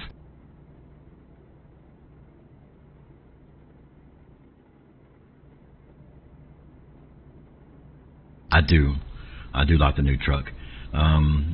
You were absolutely spot on with the interior. Hamster injury. You were spot on with the interior yesterday, Dylan. Interior options are fantastic. Love the interior layout, design. And like I said earlier, the only negative that I can find so far with the interior is that the information display there, the I menu on the dash, is too small. Like, it's hard to read, even sitting in the default position of the seat. And I have to sit back to see the mirror fully, so it makes it even harder to see.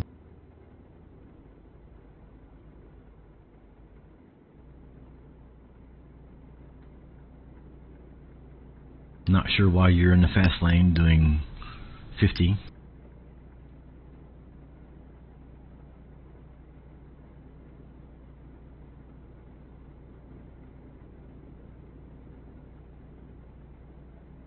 Oh, it was a Volvo. That explains it. Oh, now you get over.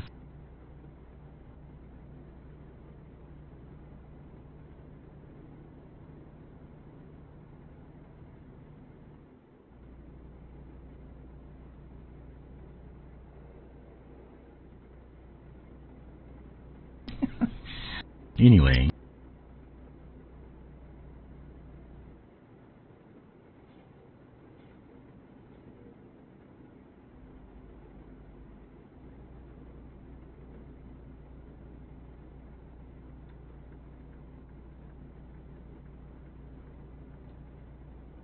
Mirrors are huge. I like that for the interior options.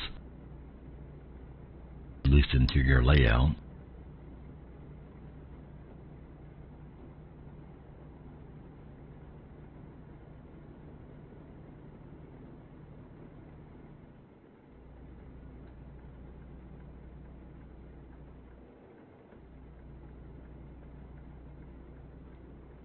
Love the seating color choices that they gave us. The layout, the buttons, the colors, visibility of the GPS, all that stuff is awesome. Like I said, the only thing that I have an issue with is the small information display in the dashboard there. Truck drives really smoothly.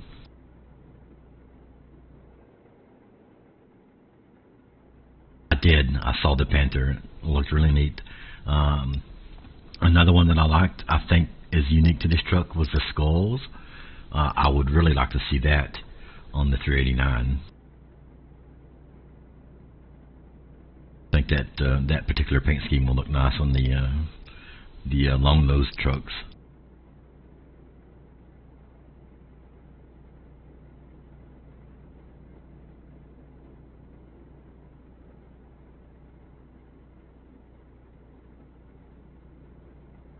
All in all, it's a good truck. Drives a lot like the Cascadia, and I've mentioned that probably so much that you guys are tired of hearing of it, but it feels very similar to the Freightliner.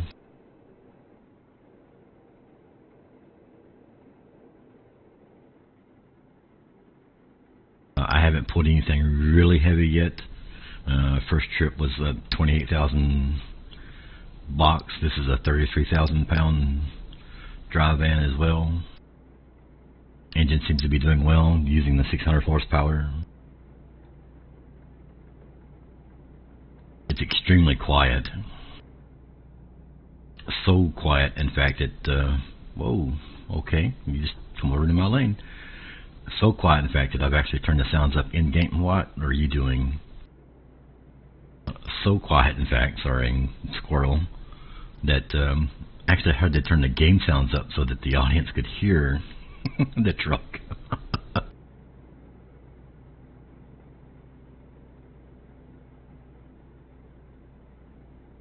It does. I do like the gauges. Even the color choices for the gauges isn't bad.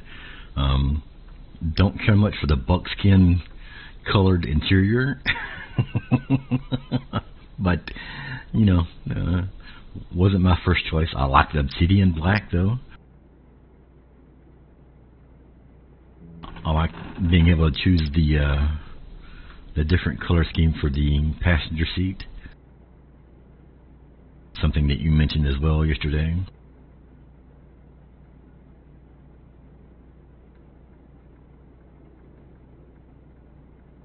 Overall, I like the truck. It's a good truck.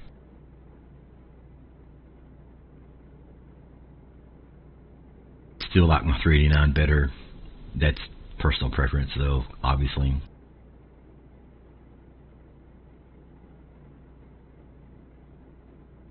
It is. It's got a good location. One thing that I noticed also, and I kind of mentioned this while I was building the truck a while ago, playing Trucker Barbie, was that you have the option to put a GPS there in the windshield corner, which is kind of new for ATS. Not so new if you're familiar with ETS2, but for ATS it is, not unknown, but it is, sort of new.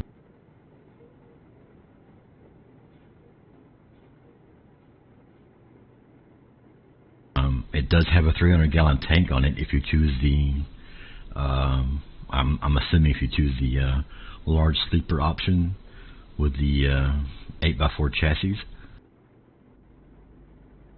which I think Gail was very surprised and happy to hear about.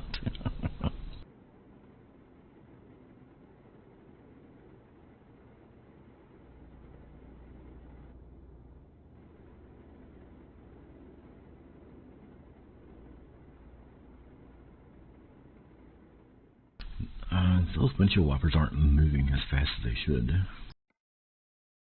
If I got the rain sensor turned on, I do have the rain sensor turned on.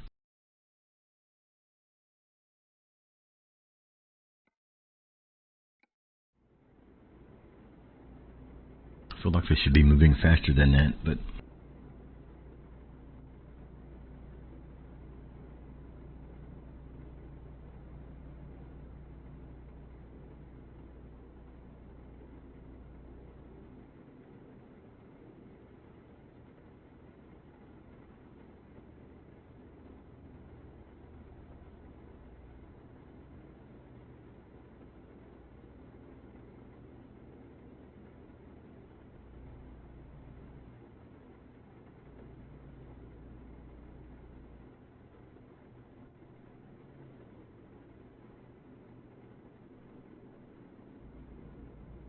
it is. And that's what I was kind of saying earlier. When the Cascadia first came out, I put 200 grand on that thing right off the bat. Like, it drives so smoothly, and I feel a lot of similarities between it and this.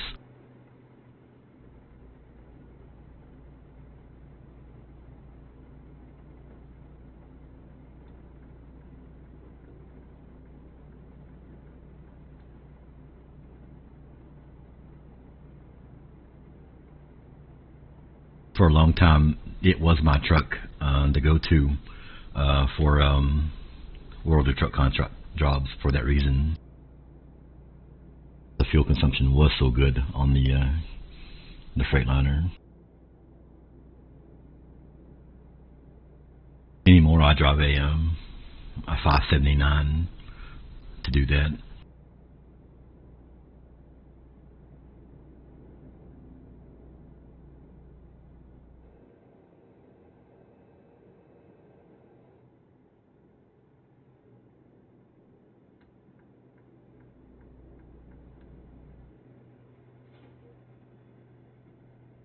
That's power kicking in again, choosing the wrong lane. About to choose the wrong lane anyway.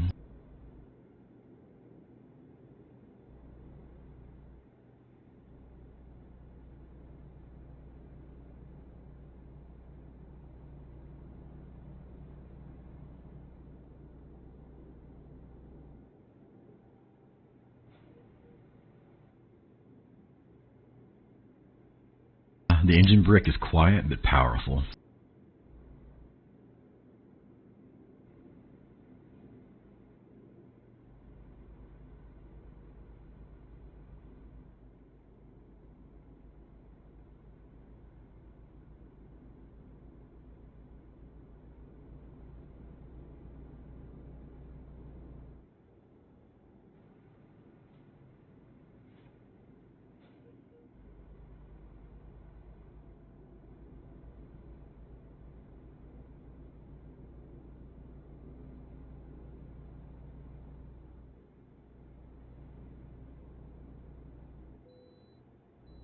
I'm glad you made it through a cold night at work, Dylan. Saw your post in the, I think it's company chat this morning.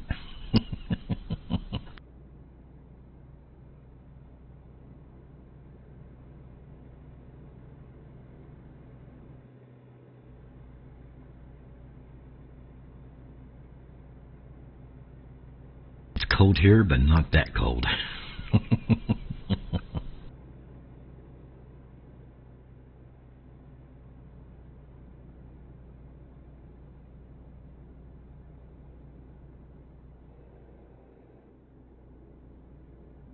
Yeah, man. No thanks.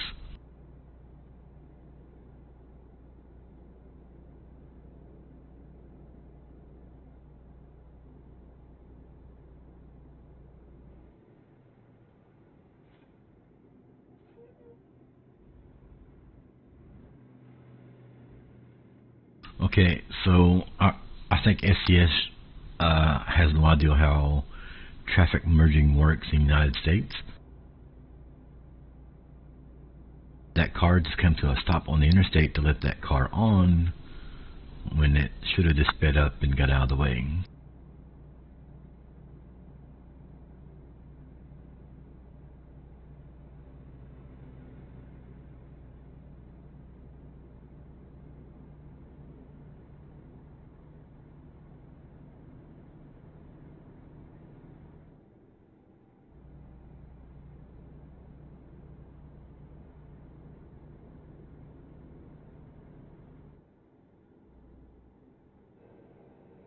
Felt like 12 degrees. Yeah, that's too cold for me.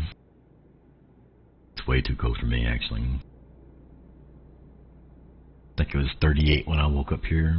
No, that's wrong.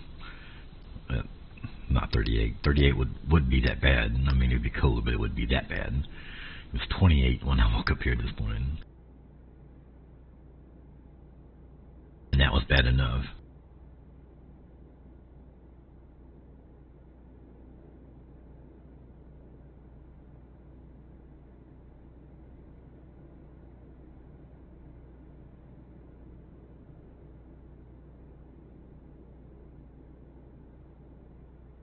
I guess I should have went into ETS2 this morning because that's where I'm going to focus most of my miles this month, but I really wanted to drive this truck this morning.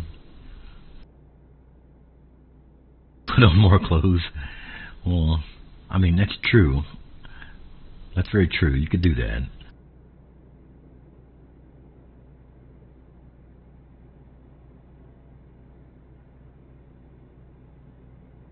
Welcome to the stream, Flu.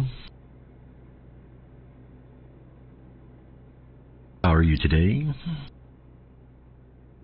Speaking of being cold.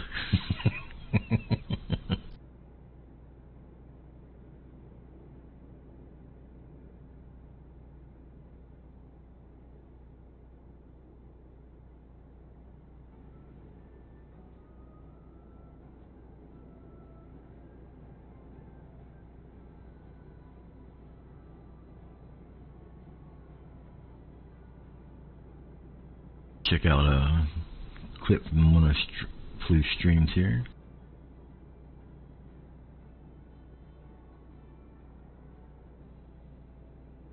Well, says bushwhacker right there.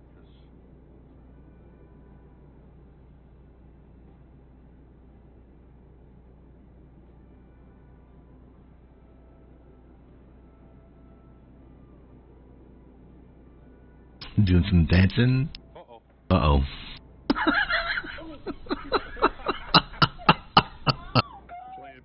bugs with the transformer and you cut the guardrail, huh?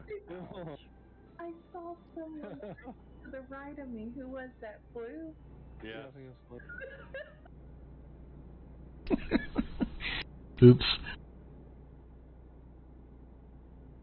Oops.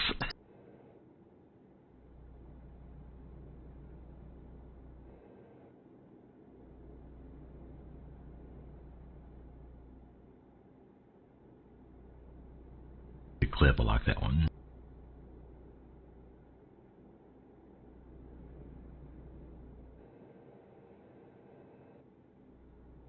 Get a exclamation point flu in the chat, please.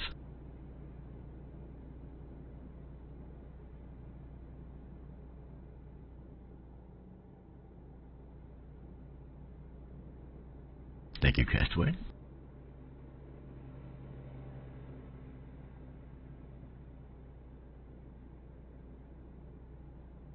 Now, probably the wrong week to be posting it because Flu will not be able to do that this week. Lady Bear will be taking over those responsibilities for this Saturday's ETS2 convoy.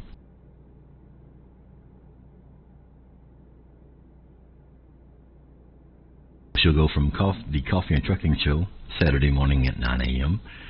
to hosting the ETS2 convoy. I'm sure something will be posted soon in the Discord. She may just make it up on the spot. We'll see. But every Saturday, either noon or 1 o'clock, there's an ETS2 convoy now for Lady Bear Trucking.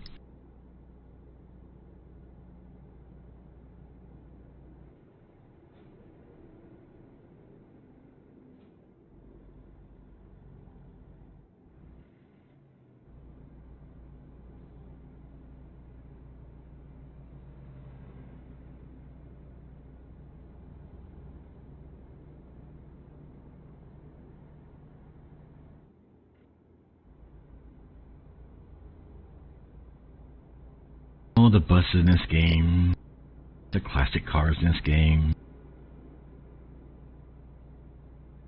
make me want to tear what I have left of my hair out.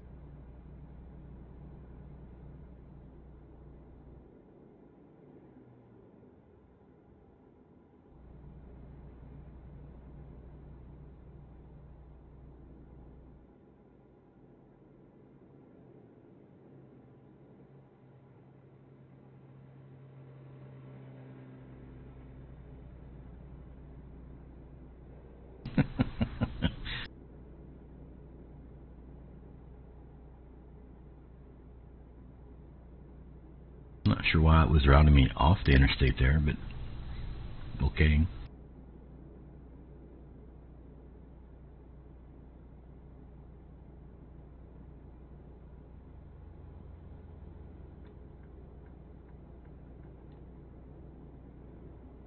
Limit is 70, I'm doing 65, and I'm passing him.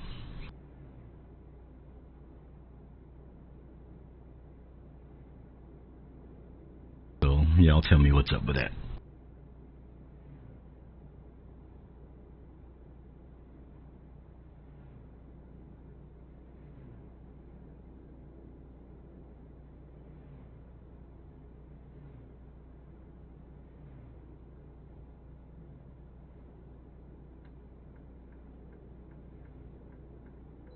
Since he's going so slow, I'm just going to get back in front of him.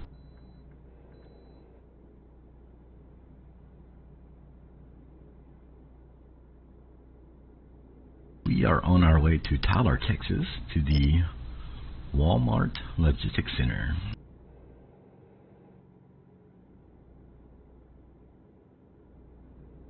Her in-game company name would be Walbert.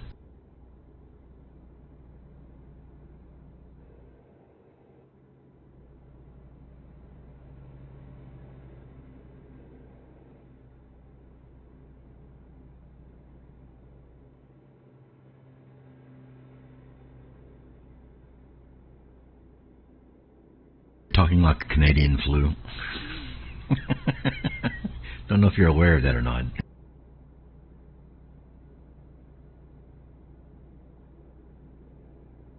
Thank you have moved too far north for too long.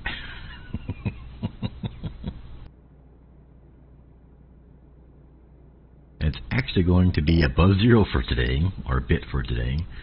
Shorts and t-shirts weather. Yeah, that's Canadian talk right there.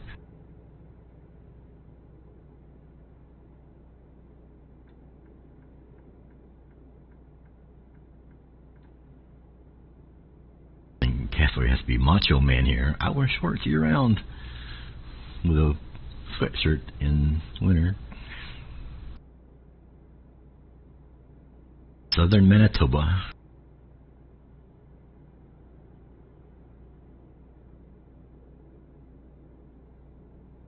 I often wonder how you guys survive with cold weather like you get up there.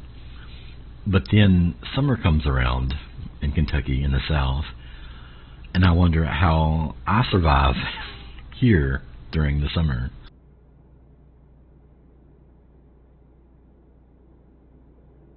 Probably should be Castaway.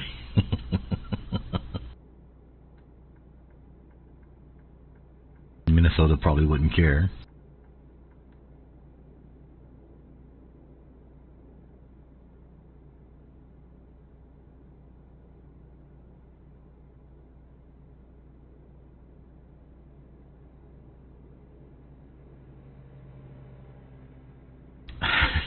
So I start wondering, who's actually the crazy one? You guys for living in such cold weather, or me for suffering through, 95-degree heat with 80% humidity? Because, like you said earlier, I can put layers on when it's cold. I can get warm. You can put layers on, you can stand in front of a fire, you can, get up underneath an electric blanket or whatever. You can get warm. Once it gets hot, that's it, man, that's it. Like, you can strip down to you're naked, but it's still going to be hot.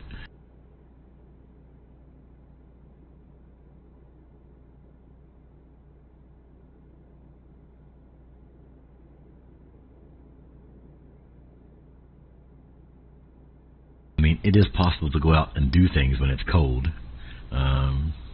Not snowy and icy and all that stuff. I just mean cold. But when it's hot, you don't want to do anything.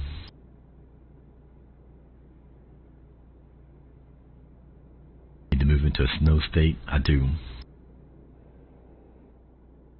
I really should.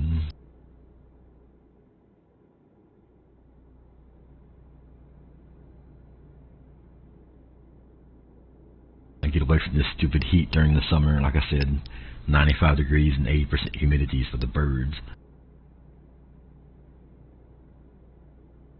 I know I'd have a much enjoyable time in a state that has mild summers and cold winters.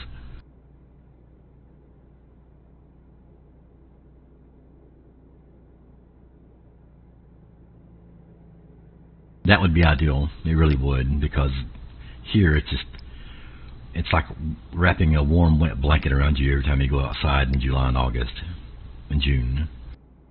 It's unbearable. See what I did there?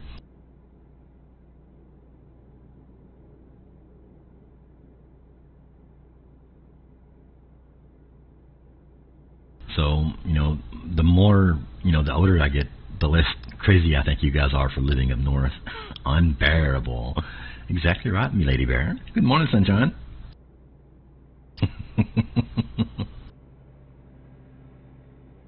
Working and lurking. Thanks for dropping in.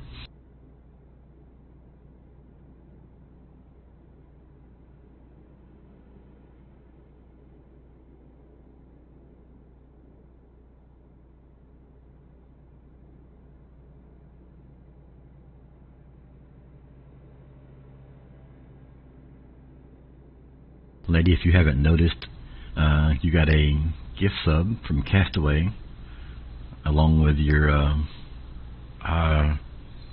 Lady Bear bot.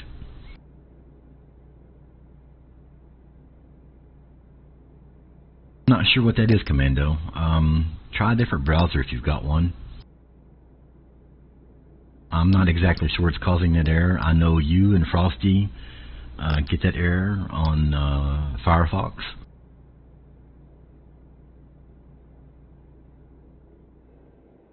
Requested a refund.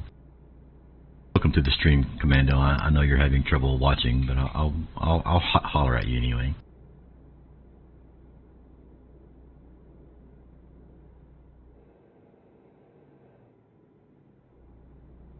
I don't think you get any takesy backsies with the the gift subs Castaway. I think it's once it's fired, it's gone.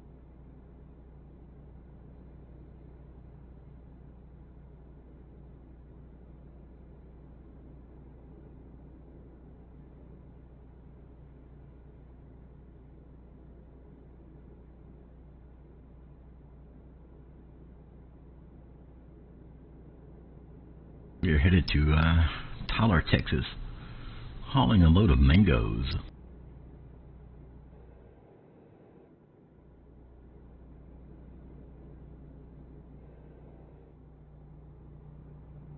Watching traffic pass us by on 20 here.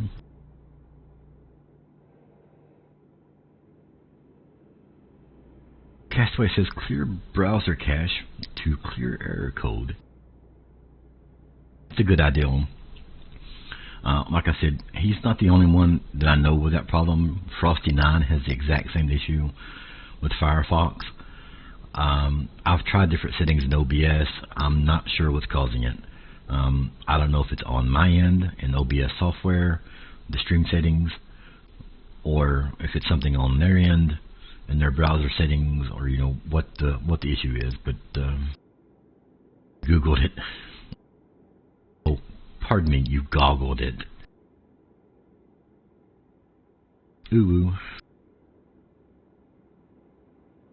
Yeah, I added a cargo pack, and actually I think it's the ETS2 cargo pack from Pepe. So it's the same kind of cargoes that you would find in ETS2. Your box trailers, refrigerated, dry vans, etc.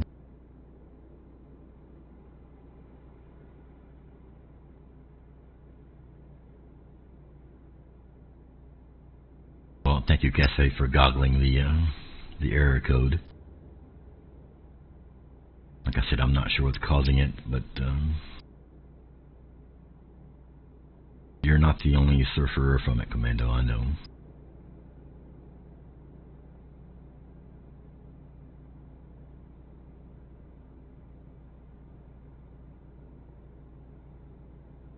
So just tuning in, we are driving the brand new Western Star 5700XE that was released yesterday by SES Software. I'm doing a drive and review stream today.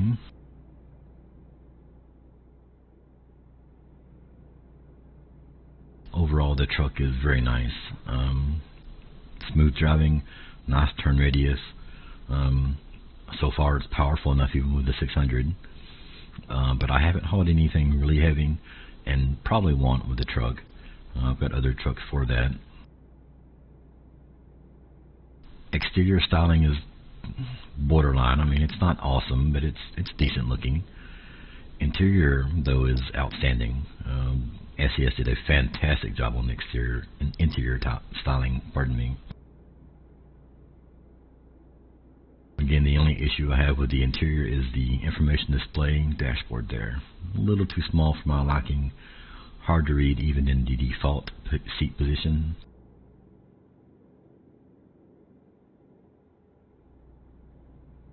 I am singing praises about the GPS location and the huge mirrors that it has.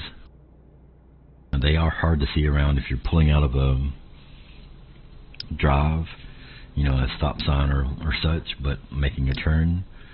But otherwise, they are giving a huge field of vision there. Dusting of snow. I didn't have any snow. I was supposed to get some, just a little bit, and some ice, sleet, whatever. Didn't get any of that either. I'm not complaining by any stretch of the imagination.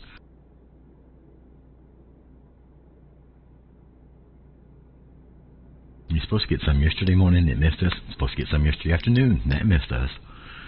And then they reforecasted and said it would be here today, and I haven't seen anything, but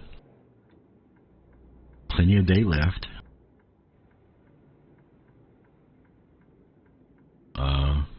The Jake brake is quiet but powerful. I've mentioned that a couple of times already.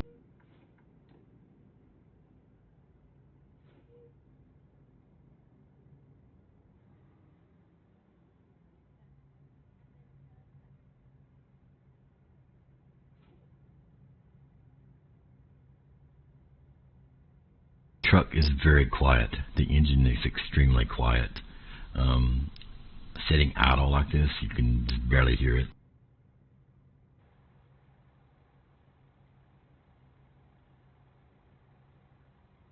Hello, Norwegian Bear. Welcome to the stream.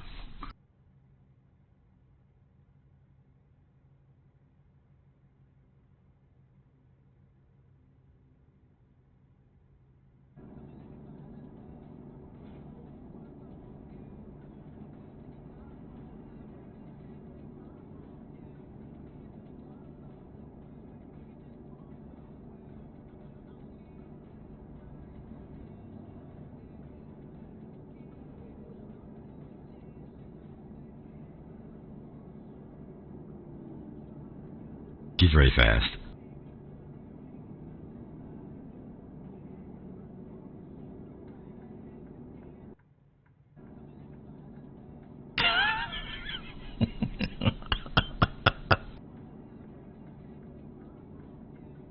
Give him another one.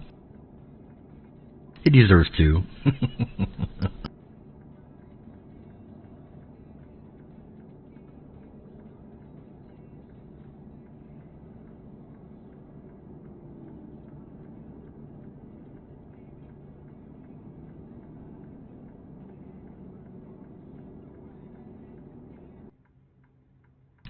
Couple of shout outs there for Mr. Norwegian Bear. Less than an hour before it melted. That's the best kind of snow, John. That doesn't hang around. Well, hey, you can fall, last about an hour so I can look at you and then disappear.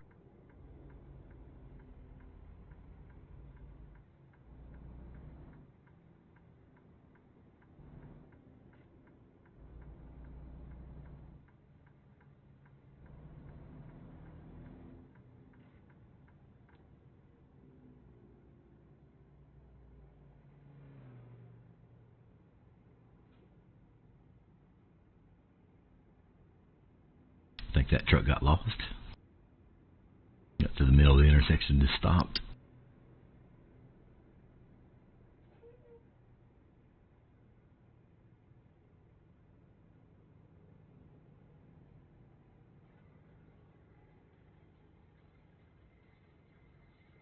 Redneckery.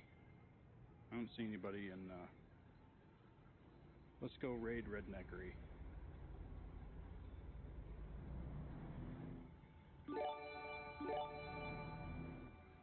Oh, Norwegian Bear.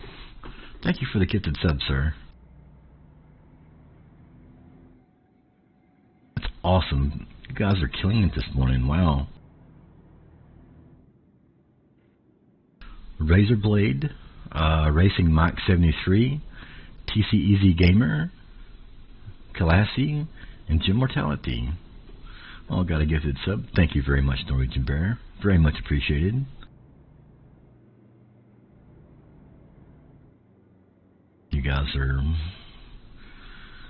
You guys keep me humble. Your generosity is just, it's overwhelming. Very much appreciated.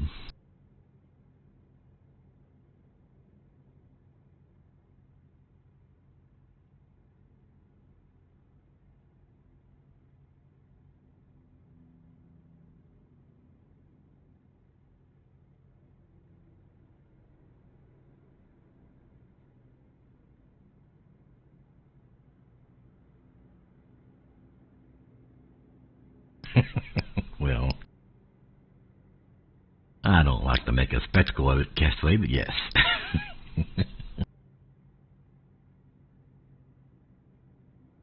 Lurking and working. Are you also twerking, Lady Bird?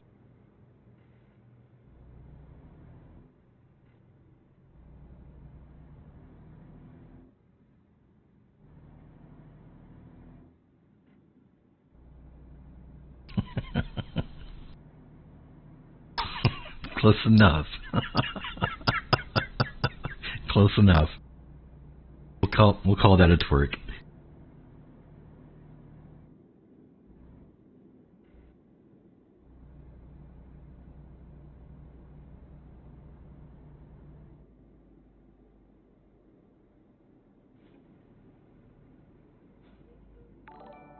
Classy, thank you for the follow. Welcome to the stream.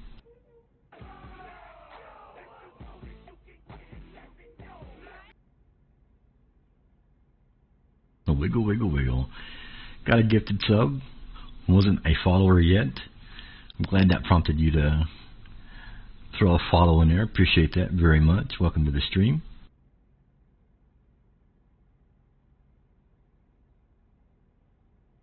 I got a couple of follows while I was offline as well. Actually, hang on a second, y'all.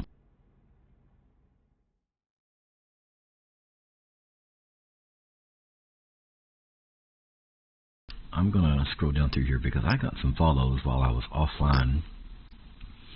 And I want to give them a shout out because I did miss them at the beginning of the stream. Budgeman, 83030, 310 Weber, and Eagle Storm 13 all gave me a follow while I was offline from the last time I streamed. I just want to thank those guys or gals for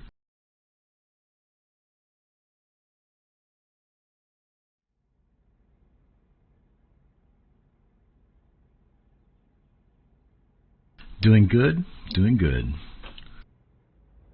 Trying to drop this load off in Tyler. This crazy traffic in front of me. It's getting that left-hand lane.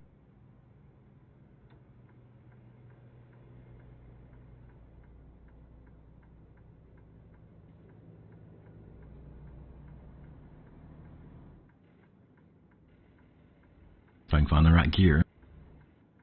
There we go. Nice.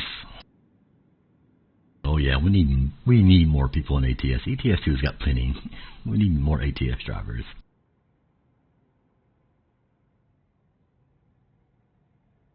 That is awesome.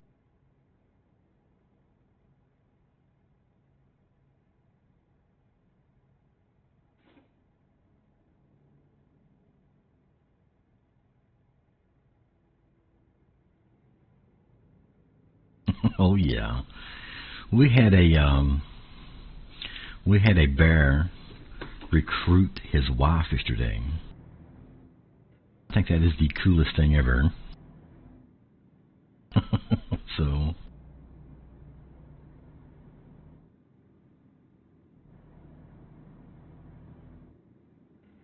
well, there's no better way to learn than to jump into a Discord full of people who love the game.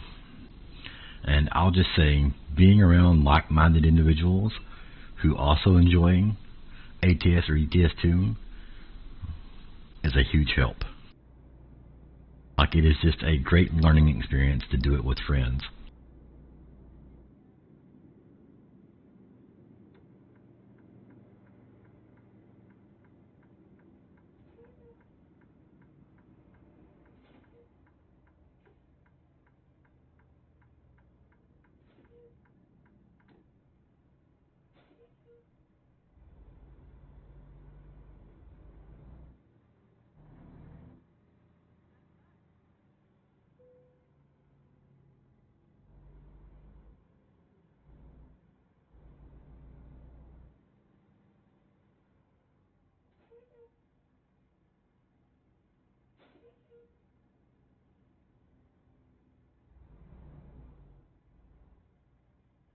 I'll stop too soon.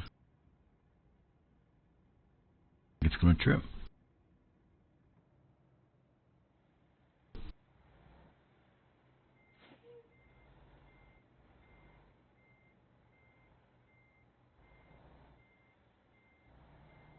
I didn't cut it hard enough.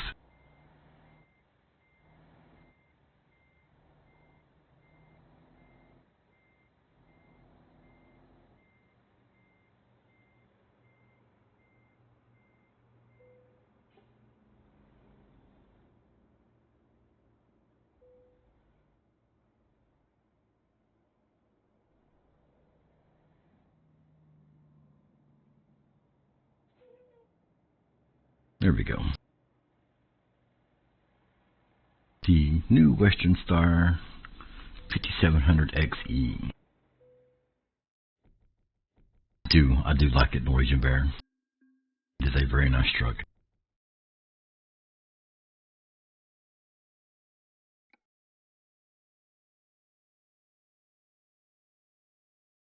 It is a very nice truck. Oh, thank you, Classy.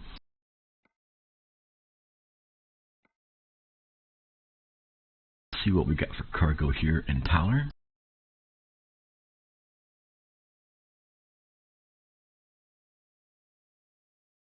Peaches, cantaloupes, cookies. Oh, cookies. Sushi, back to Nashville. We went east-west, and we went back west, so let's see if we can go north here.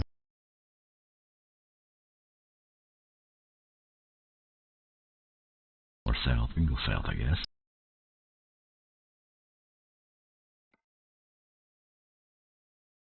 Down to Brownsville. What do you think? Go through Waco, Austin, San Antonio. Stay in Texas. Pelleted animal food. Well, that's only 4 miles away. We can try that. Yeah, so exterior styling, it's good. Is Tepe's cargo pack, and it's basically TS2 loads, from what I understand.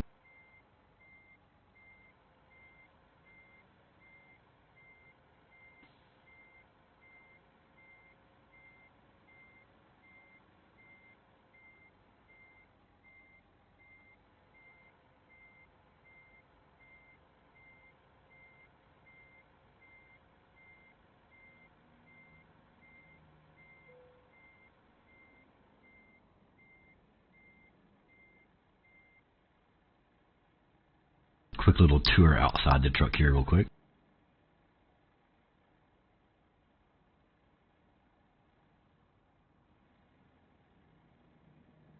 So this is the 5700XE by Western Star.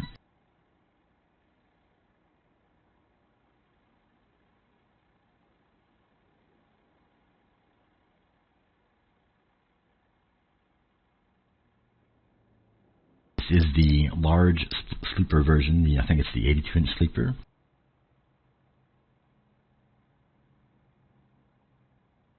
What mods do I have running? Yeah, box trailer. I know it's very rare, isn't it, Dylan? But it is a Lady Bear trucking box trailer, so.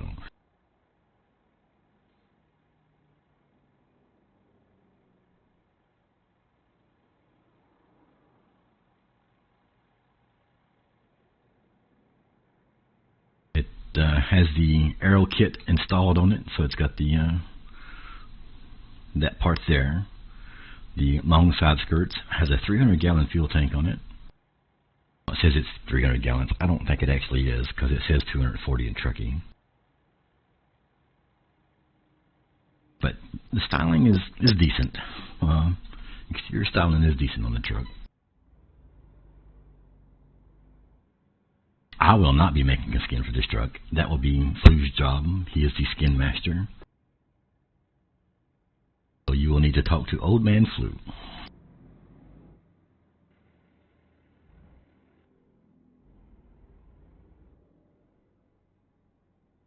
As far as mods, John, I think there's about 40 something I'm running currently.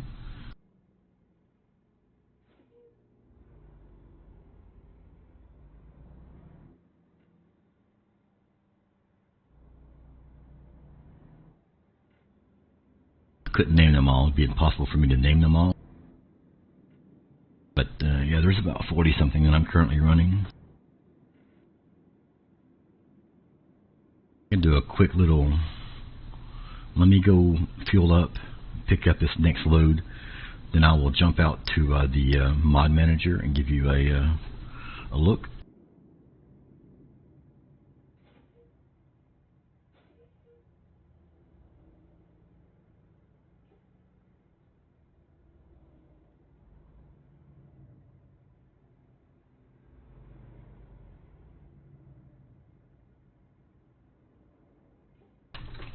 My skinning abilities are very limited. Norwegian. I could make one. It would not look near as professional or as good as the skins that Old Man Flu has made. Those skins are phenomenal. They look professional.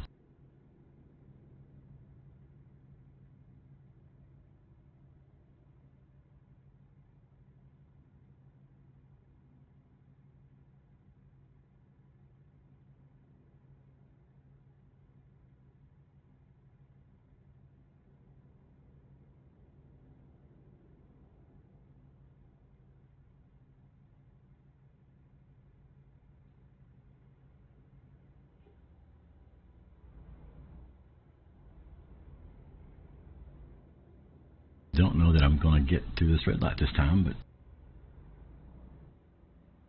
lots of traffic in Tyler apparently.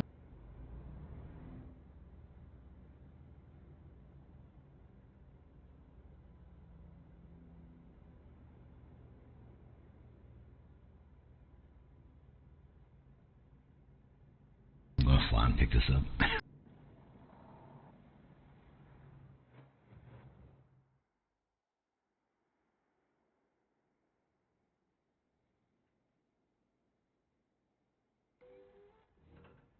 It's taking way too long for my liking.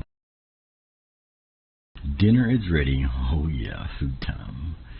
Well, thank you for the gifted subs, Norwegian Bear. You enjoy your dinner, sir.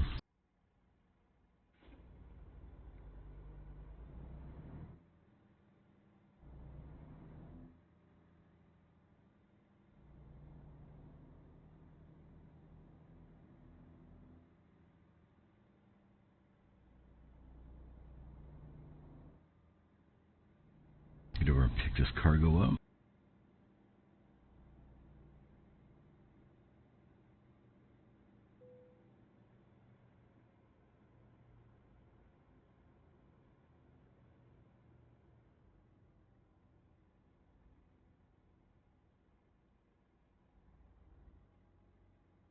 I'll just tell you folks, you would not have been able to do that in a 389 or a W900.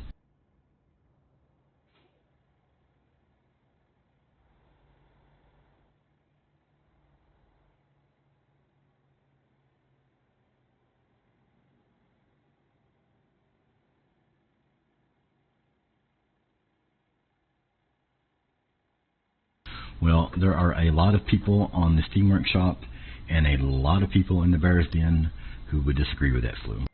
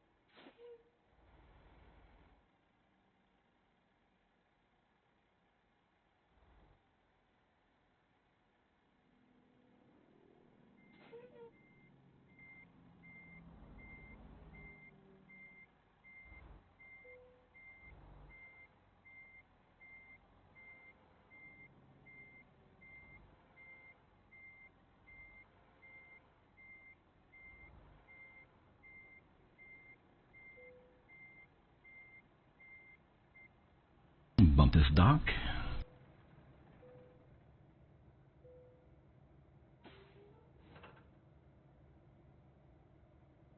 Did I make the Lady Bear trucking overlay? All I did to the overlay was change the colors in the background. And actually, let me show you how to do that real quick.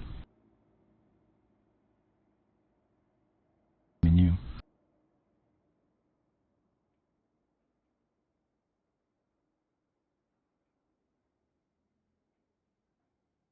You hit O if you have trucky. It'll bring up your options menu.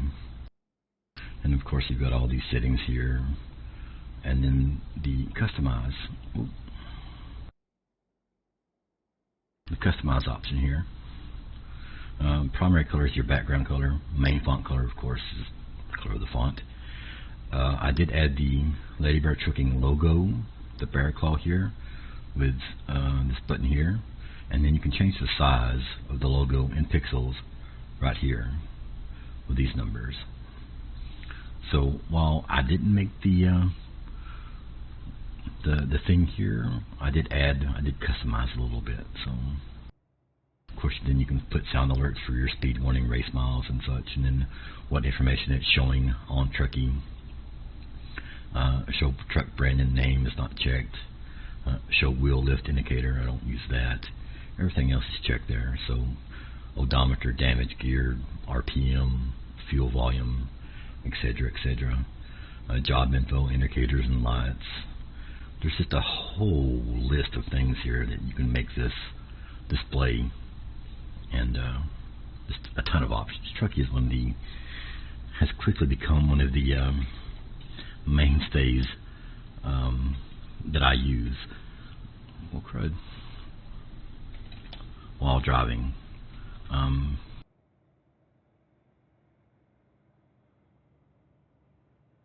It's become such an integrated part of my driving that if it does not start for some reason, like if maybe I forget to start, I just stalled the truck. That if maybe I forget to start Overwolf and start trucking, I've got to restart the game. It has become such a useful tool for me that it feels naked without it.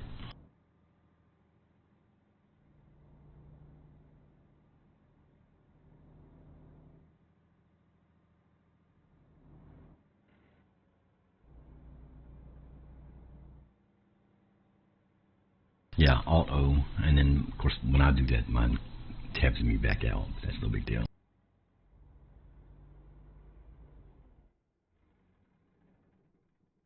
I've stalled the truck twice in the last 30 seconds, and I've hit a bunch of stuff actually, but we won't go through all that just yet. Let's go out this way.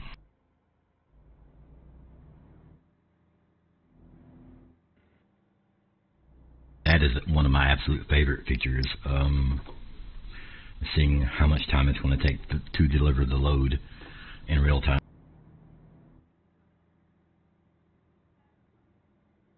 Everything else is kind of icing on top of the cake. That is probably my favorite feature of the Trucky app. I am constantly looking to see how much time is left on the load.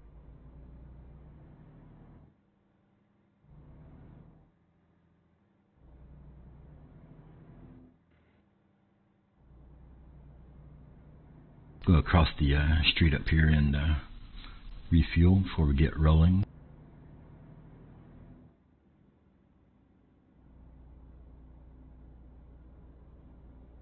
Trucky has quickly integrated itself to be required for me to drive anymore.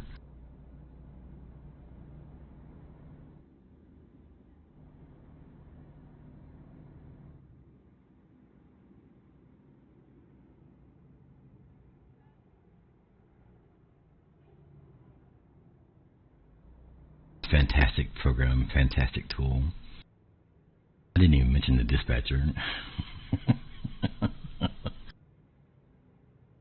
Dispatching your own loads is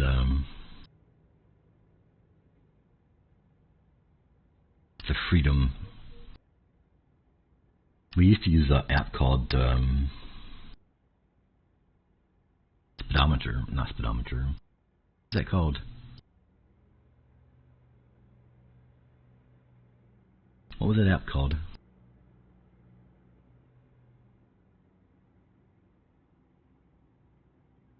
Editor, yes, thank you. Wow, speedometer. No, it sped something.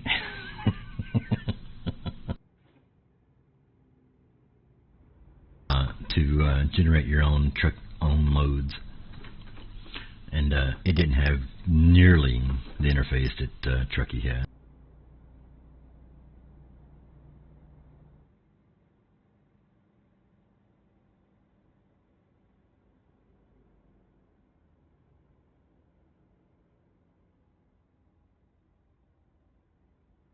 Okay, Dylan, I'll definitely check that out.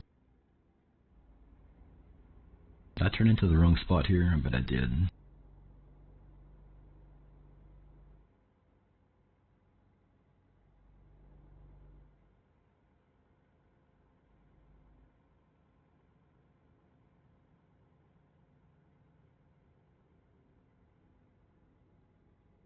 Well, if I didn't the first time, I did the second time. Try not to hit the tree back there.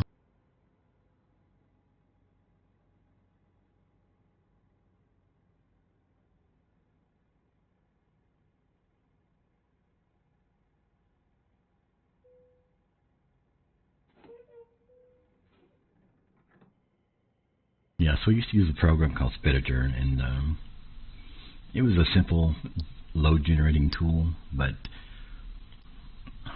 Trucky has it beat far and wide easily.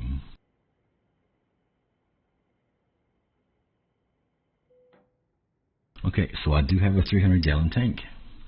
I don't know if you guys can actually see that or not, but Trucky reports a 240-gallon tank, so I need to talk to Dal about that. The truck did hold 300 gallons of fuel just now, but that is an option in when I built the truck to have the 300-gallon tank. Now that we're refueled, I'm going to jump out to the Launchpad Mod Manager and give you a quick rundown of the mods that I'm using.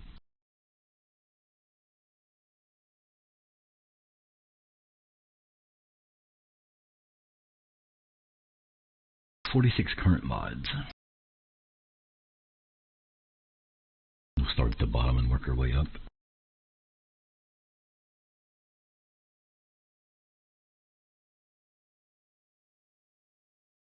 So obviously coast to coast, the Pro Mods map, and then the Pro Mods background map for coast to coast, basically.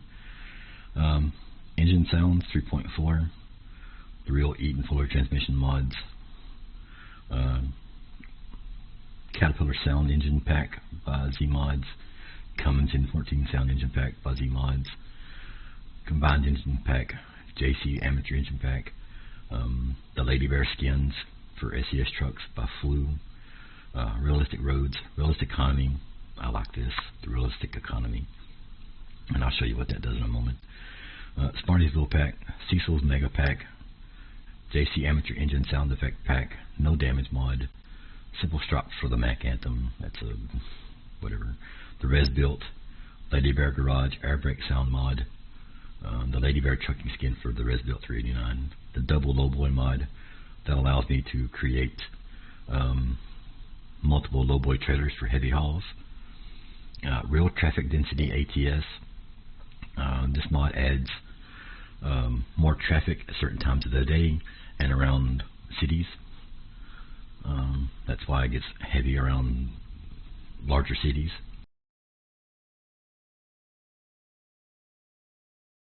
Yes, Dow is very involved with the process and the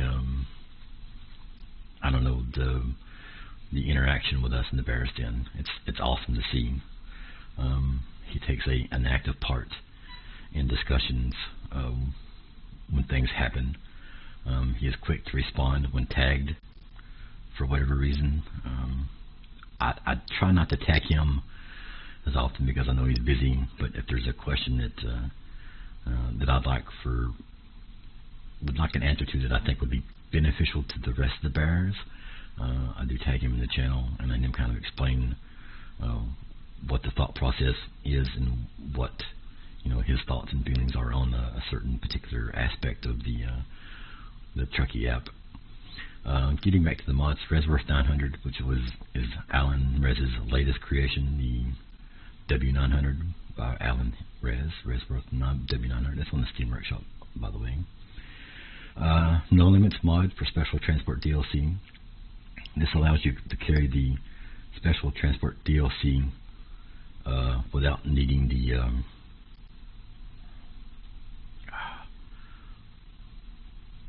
police cars, the escorts. Flat UI, that gives the UI a flat look. The icons are now on the ground instead of the green globs that you normally see. Military Cargo Pack by Jazzy Cat, extended traffic light timing that extends the yellow lights, red lights, and green lights. The ATS Realistic Brutal Graphics and Weather. This is a very nice mod that was linked to me by Castaway. I really like this one. This gives the skybox a very distinctive look during sunsets and sunrises. Weather is a lot more realistic.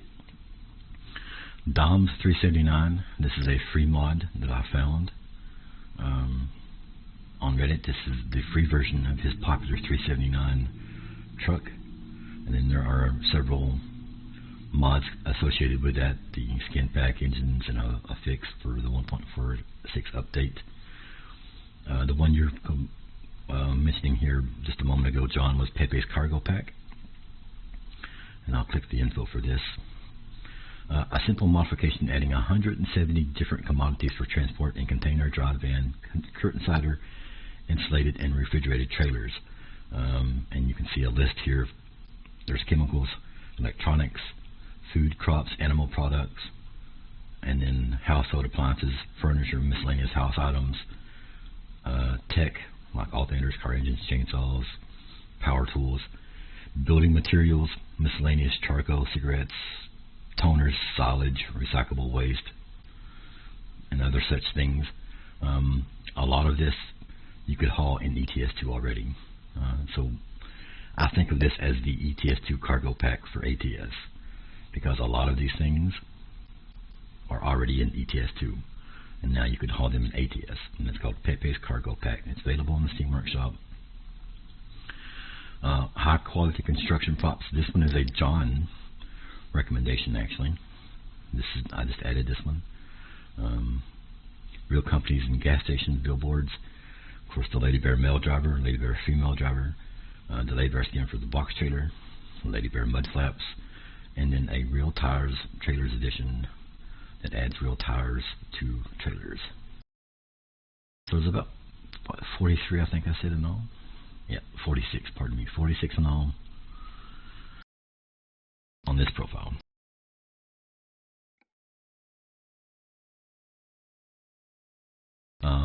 Less than some. I know some people run 60 plus mods, more than others. I know some people don't run any mods. So you kind of craft the game mod-wise to your liking.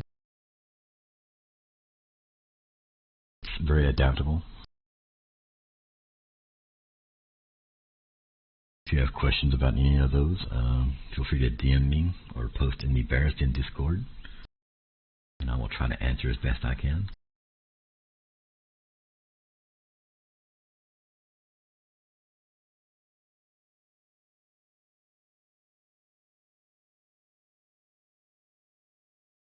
Castaway brings up an excellent point there. Dal does ask for input. He really does. He is very involved, like I said, with the success of Trucky. He has come to the Bears Den several times, kind of asking our opinion, like what we'd like to see, what we'd like added, what maybe needs to be added, especially when the update for the economic part of Trucky was released.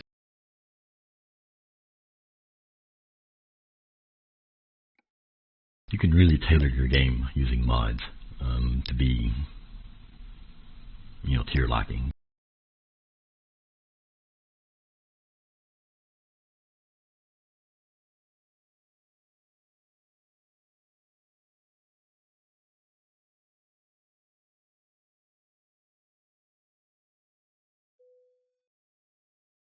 I mean, there's really nothing to it, John. I mean, it's just you basically add it. I think you put it above any kind of other weather mod that you have, and then I think the mod creator recommends setting your rain probability to about 30% or so in game, and that's about where mine is sitting at, about a third of the way over.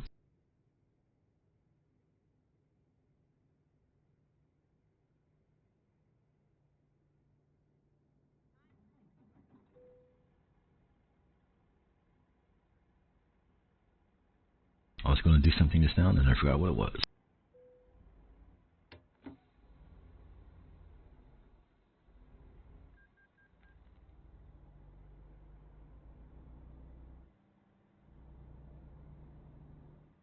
Since we are already basically stopped here, I'm going to pull into a parking spot and rest.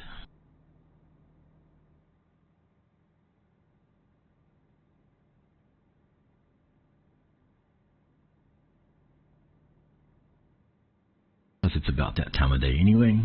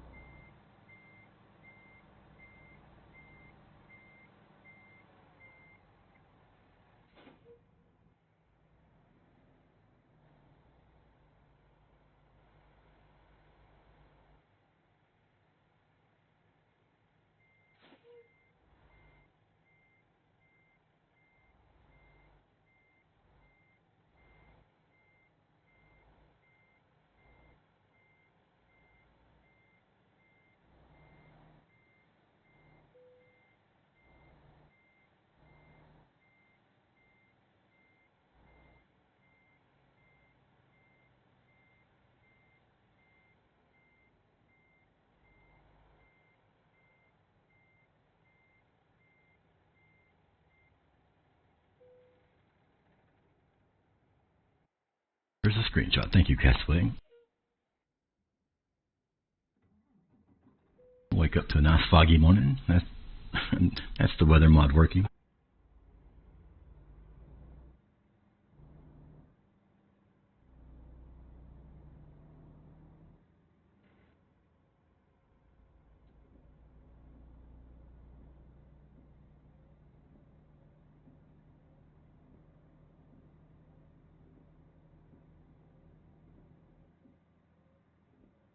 See if we can find our way out of here.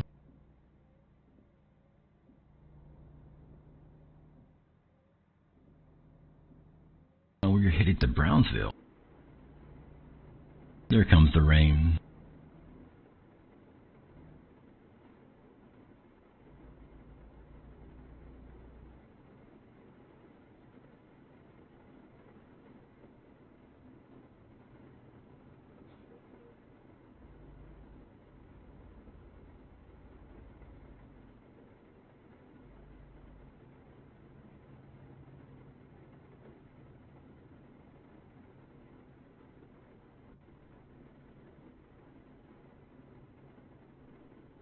Did I turn the wrong way?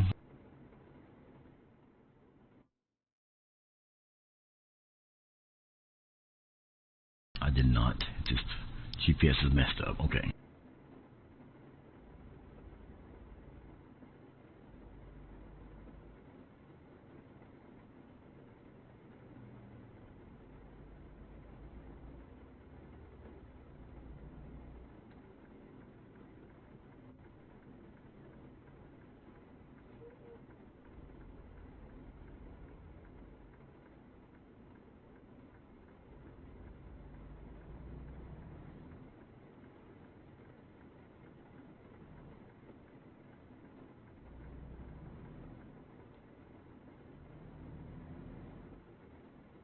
Get on the road here. Going to Brownsville with pelleted animal food. We're driving the 5700 XE by Western Star.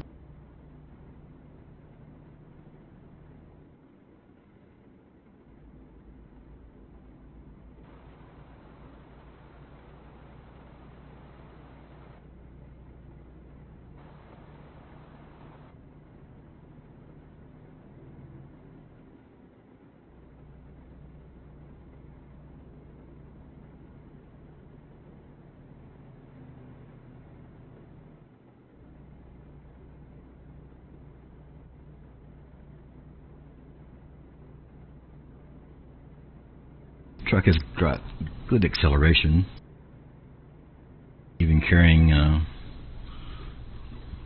40,000 pounds.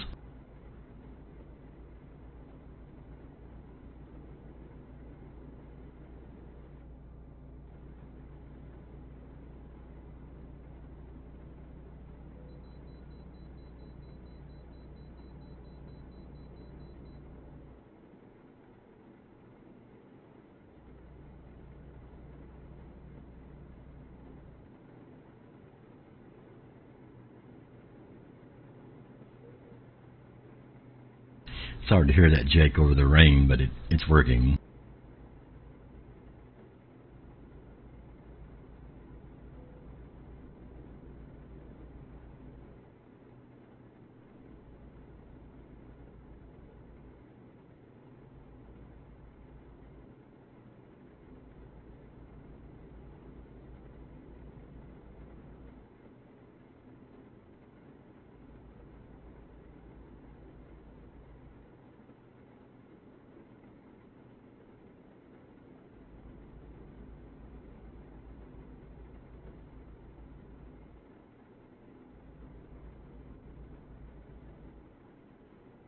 If y'all haven't checked it out yet, the Grizzlies for the month of January were posted yesterday.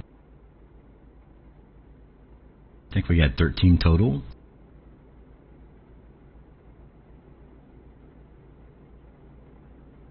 Fantastic showing.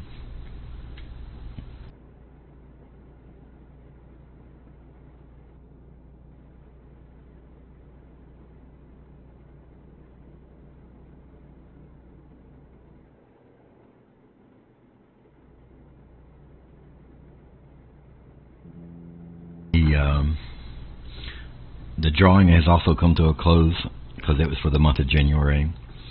I need to compile those numbers. I'll get with Lady and see what we need to do there. Grab the names who are eligible, and at some future, oh my geez, some future point, we will, or she will, pardon me, my mouse in her pocket. She will draw those names.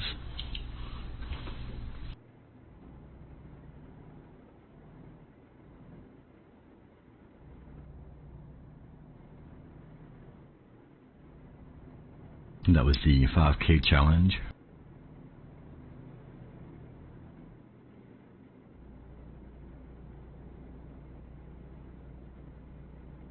Mouse. A mouse in her pocket. Bus, I mean, like, just because other cars stop for you, bus, on the interstate doesn't mean I'm going to. Yeah, mouse. A mouse in her pocket.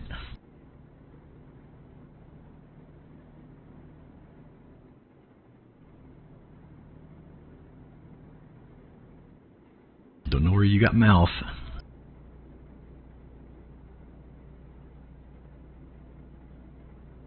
Moose on the loose in the house. Never heard mouse in your pocket? Really?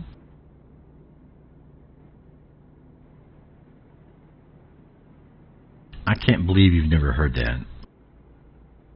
I find that hard to believe, Castaway. You've never heard someone say, we are going to do this, or we are going to do that, or we should do that, or whatever? And someone else will say, well, you got a mouse in your pocket?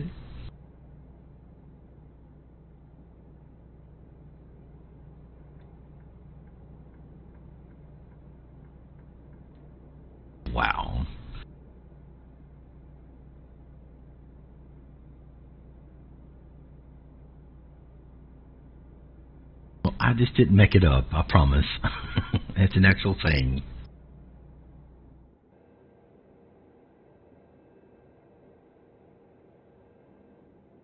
Apparently, I mean, that's not a new thing. That's been around forever. I don't know who attended to your education in silly sayings from the South, but they severely lacked.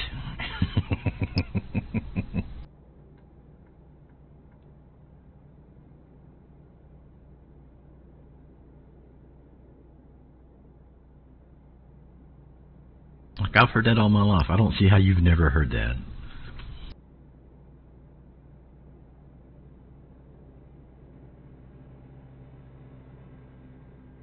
Put a pin in it.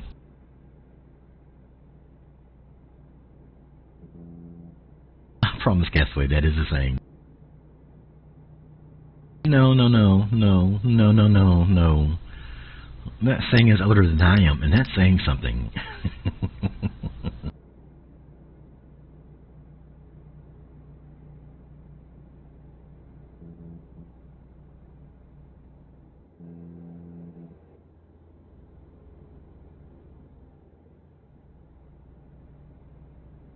You've had to hear that and just misunderstood or something, because that's been around for ages.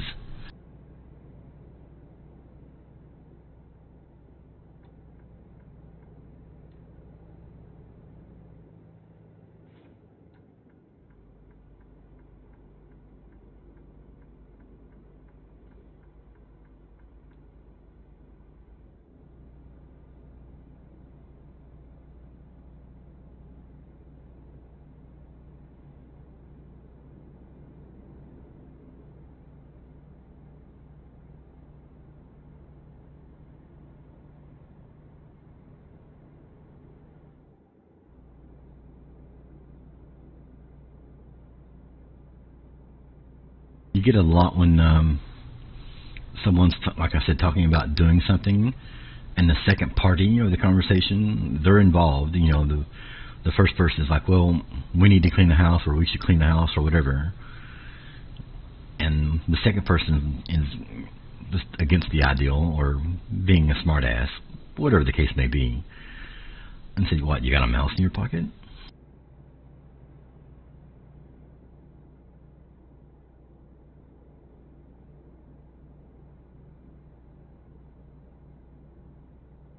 Yes, it was 300 gallons, yo. Trucky is showing 240, but when I refilled it, we went to the 300 gallon mark.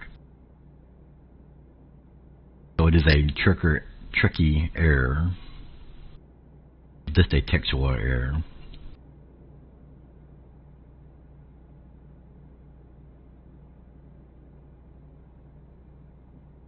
Yeah, he gave me the 400 gallons.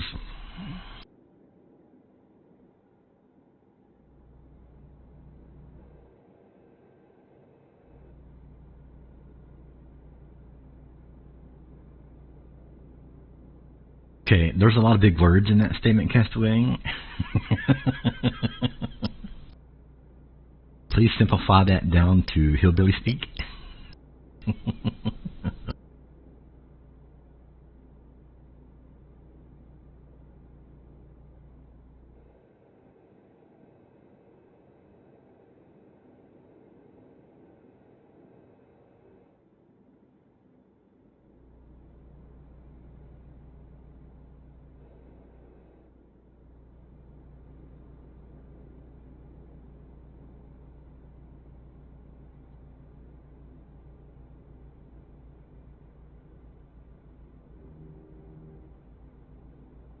From what I'm being able to read there while I'm driving, it's saying exactly like I'm saying it says. It is. I'm just absolutely shocked that you've never heard that term before.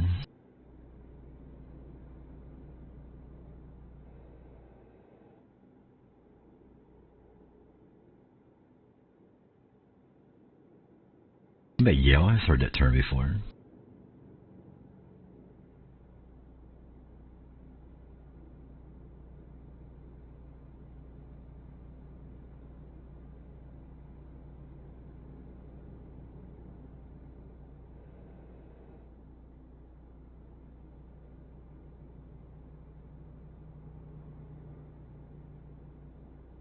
Chat, chime in there and let me know if you've ever heard the phrase mouse in your pocket. You got a mouse in your pocket?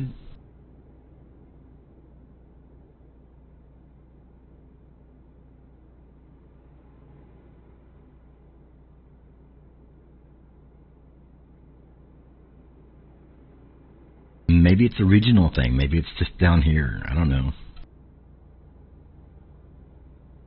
But it is older than I am, for sure.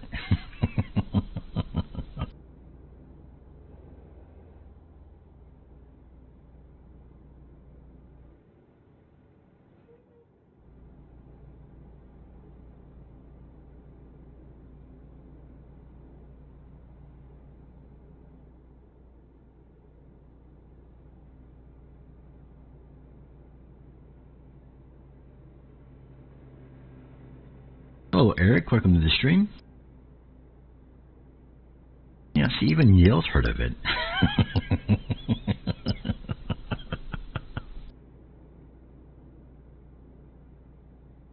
Snapshot, thank you. Welcome to the stream, by the way. See, I'm not crazy. I'm not just making up shit here while I'm streaming Castaway. Well, I mean, I am sometimes, but that wasn't one of them.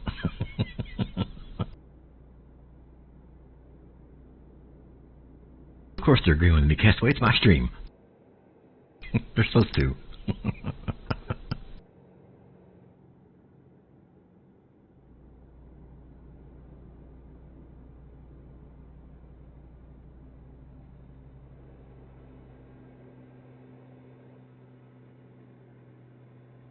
I mean, I'll give you $1 that this goat here has heard that term. Look, and he's judging my driving. Look how judgmental that goat is. That's crazy. He's just chilling there, relaxing. I bet he's heard mouse in my pocket.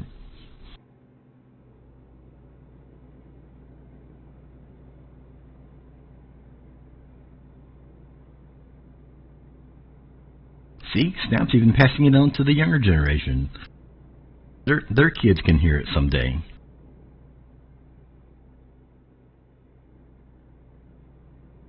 You'll need to start saying it around the house so your son can hear it, Castaway. Don't let the phrase die. You have to say it now. You've got to use it at every opportunity.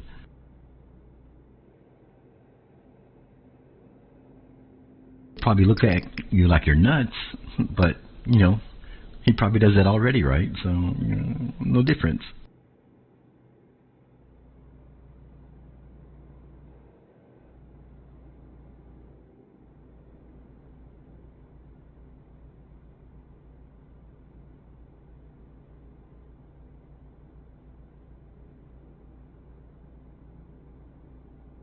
In all seriousness, I'm actually surprised you've never heard that. I've heard my grandparents say it a lot. My dad, aunts, uncles, cousins, like random people. I mean, again, it very well could be a regional thing, but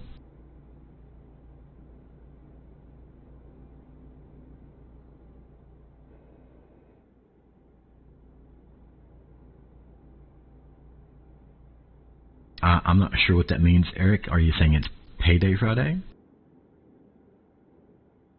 It probably could be Yale, and I'm not disagreeing with it. It very well could be a Southern saying. There's a lot of things down here that we say that other regions of the country do not say, or they say differently.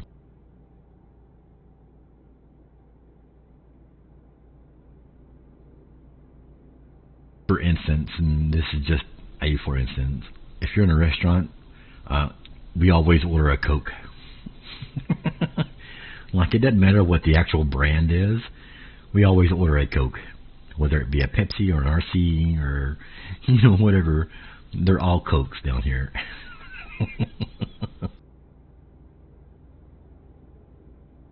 Oh, no school. Bless your heart. Yes. Yes, bless your heart.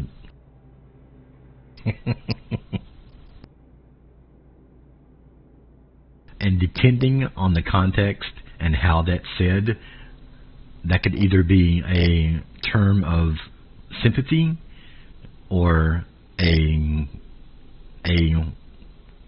insult. It all depends on the situation and the person delivering it.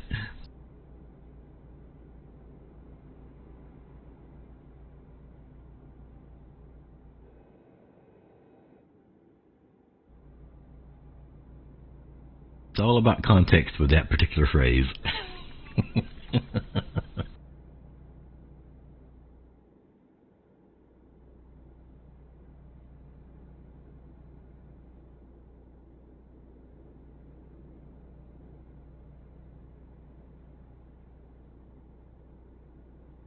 You know what, Budge Man? I have no idea. It used to be popular here, RC Cola, but it may have went out of business for all I know. Like, I don't drink it, so I've never actually looked for it in the stores.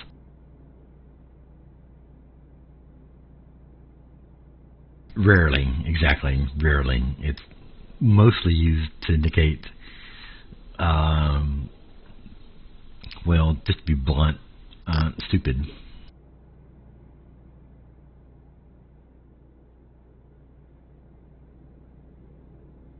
Like, how can you be that silly or dumb or stupid or whatever? Still a thing flew, okay. I said, I don't. Oh, crud. Sorry, car. Y'all didn't see that. Got the running my mouth and not paying attention to where I'm going on the road. Dangerous thing to do in Texas with all the roads and how they're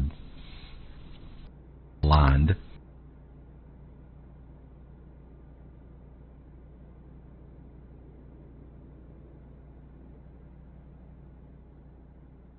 Bless your heart can be a very cutting remark. Like I said, depending on the circumstances and the person delivering the line.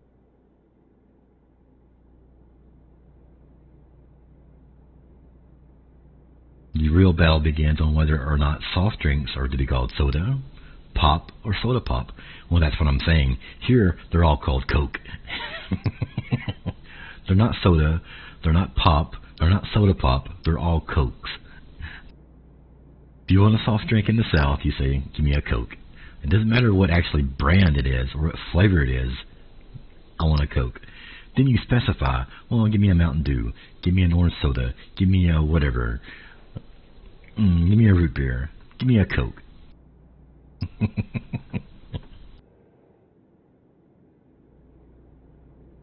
We don't use the term soda, we don't use the term pop. Now, some of us do.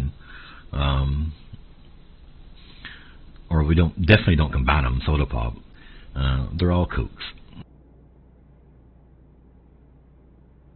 Doesn't matter if the restaurant's actually serving Pepsi, and some of your waiters and waitresses will say, is Pepsi okay? You'll get that a lot if the place actually sells Pepsi and Pepsi products. This is Kentucky, specifically.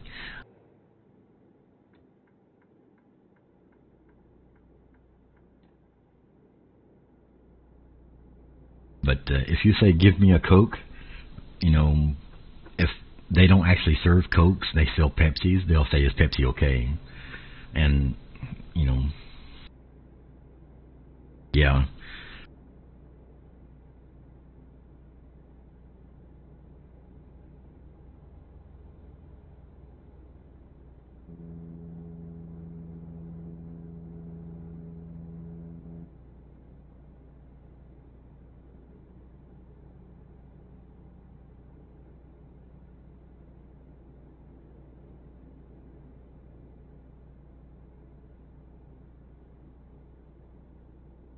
Indy and lots of people say pop. They do.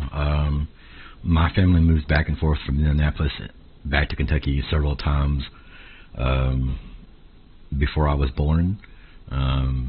Lived all over Indianapolis. Moved back down here several times, back and forth, yada yada yada. You're right, they say pop up there. Dalmaster says the SCS info taken from telemetry. Also, there's this on the new DAF and ETS2. Conversation in Trucky Hub channel Discord at 69 Yale. Awesome. Is Pepsi okay instead? Absolutely not. I'll have water.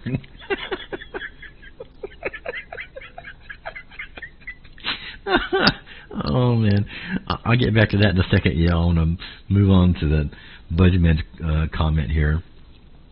I got to the point that I began to ask if they sell Coke or Pepsi products. If I'm asked before I can find their drink list on the menu.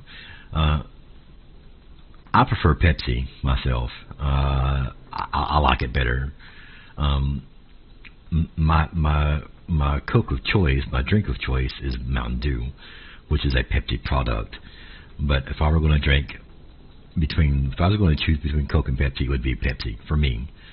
I just like them better. And if they don't have either one of those, then yeah, iced tea.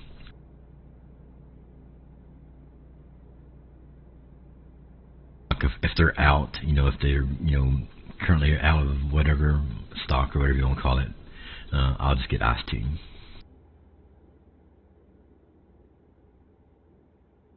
But I've kind of learned which restaurants sell Coke and Coke products and which ones sell Pepsi and Pepsi products. For instance, Taco Bell is a Pepsi products store or restaurant. Pizza Hut is also, or was, it might not be now, but because you can get Mountain Dews at Taco Bell, you get Mountain Dews at Pizza Hut, at least around here. Maybe different elsewhere, but Pepsi was always my preferred choice for that.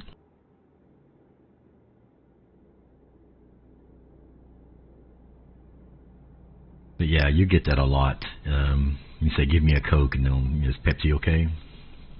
So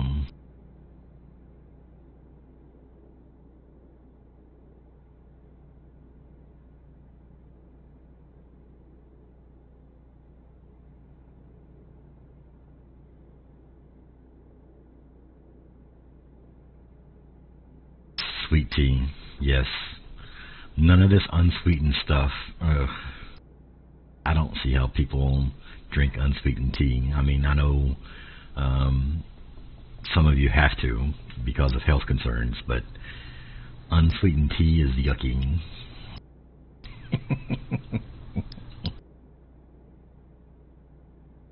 I can imagine trying to find a good glass of sweet tea up north, because they probably look at you like you've got three heads. If you say, well, give me a glass of sweet tea.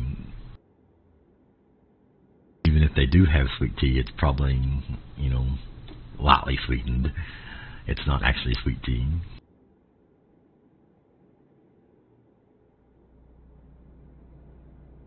It's so strange that you'd have to go to McDonald's up north to get a good glass of sweet tea.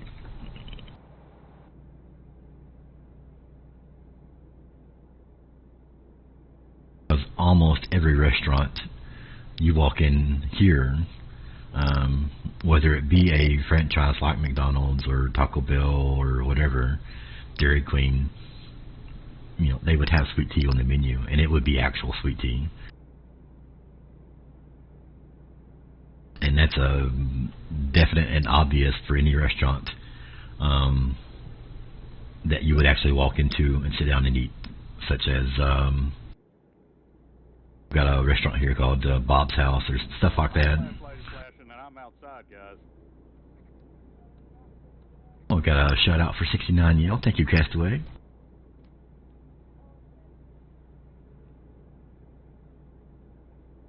He's down.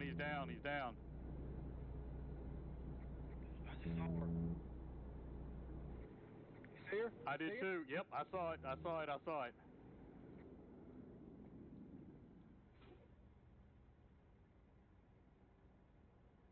Is that Phasmophobia you're playing there, Yale?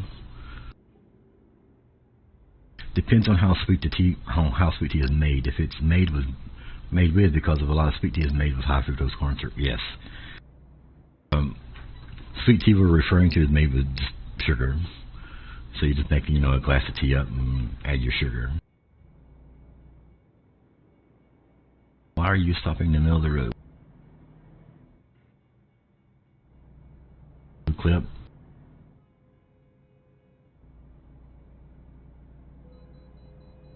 "14 years of living up here, I have found a single restaurant that serves sweet tea that isn't fast food." Oh, geez. Oof. That'd be rough. That doesn't sound like a big deal to some of you, but for someone from the South, that's a huge deal, actually.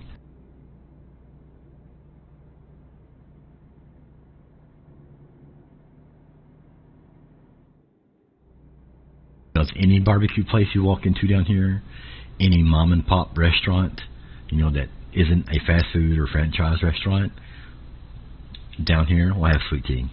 I absolutely guarantee you. Guaranteed to have sweet tea.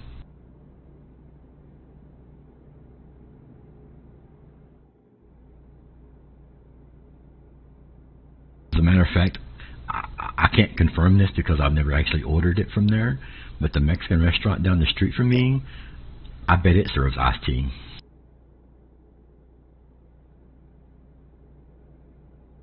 I know good and well every barbecue place around here has sweet tea. Aw. Snap giving some thanks out for the gift sub. Like your pancreas storm? Yeah, that's what I'm saying. I know some of you actually can't drink sweet tea anymore because of reasons such as that, but yes.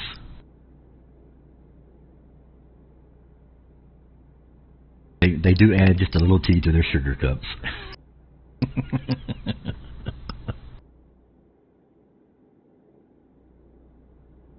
Here's a half a glass of tea and your 5-pound bag of sugar. Enjoy.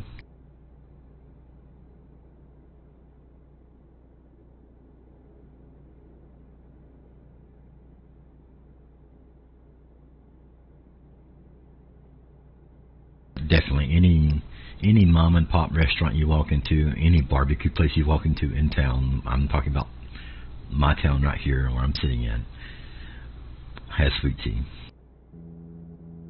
Of course, all of the fast food places would, like I said, Taco Bell, Dairy Queen, Sonic, McDonald's, Pizza Hut.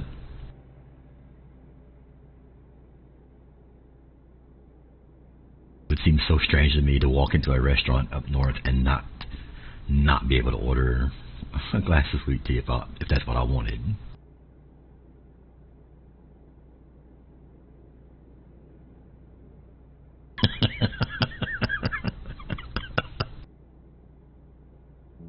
Spoon should be able to be suspended on the sugar crystals within a proper glass of sweet tea.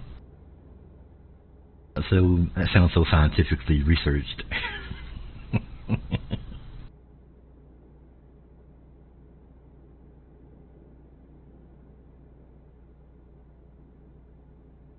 Depending on who's making the Kool-Aid, yes. I don't put that much sugar in my Kool-Aid. I'll put about a cup for every gallon, and that normally sweetens it enough.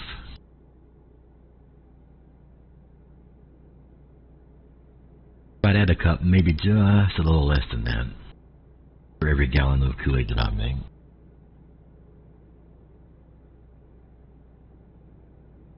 Lemonade.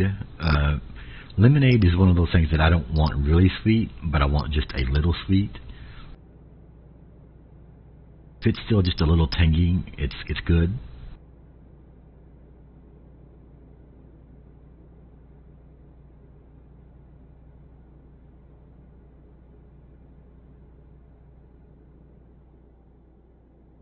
I actually prefer pink lemonade to regular lemonade.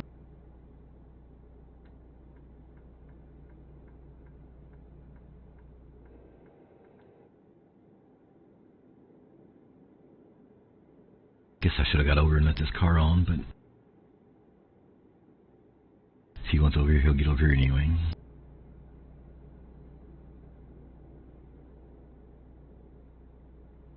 Brownsville discovered. This trip by went really quick.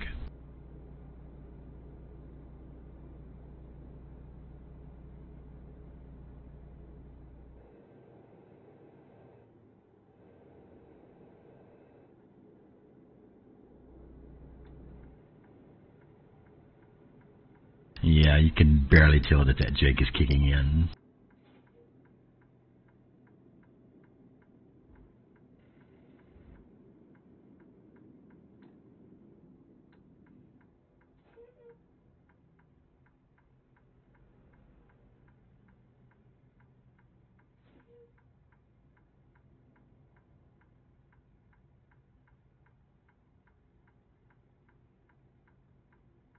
Two scoops of powder for 10 pounds of sugar. Be pretty sweet. That would definitely be pretty sweet.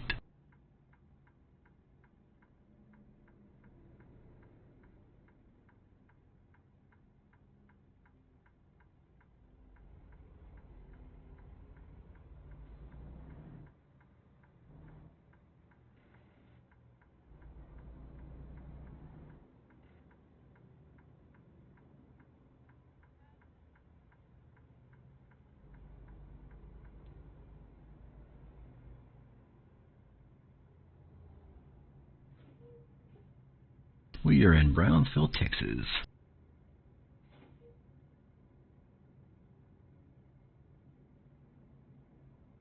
We'll be carrying pelleted animal food. I like the, I've got a mod, I don't know if you all saw that or not. Extended traffic lights, makes the traffic lights longer at each stage. So you have a better chance of getting through it when it turns green like that. But it also means you sit there longer when it's red, and so.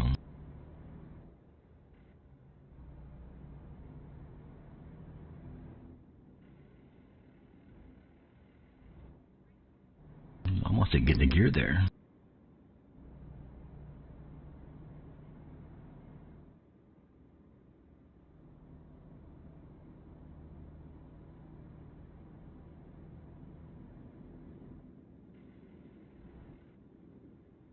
I've done that all day, and you guys have heard those gears grinding. Why does sugar never spoil? Is this a trick question? Do you know the answer to this, and you're just asking us because of see if we know?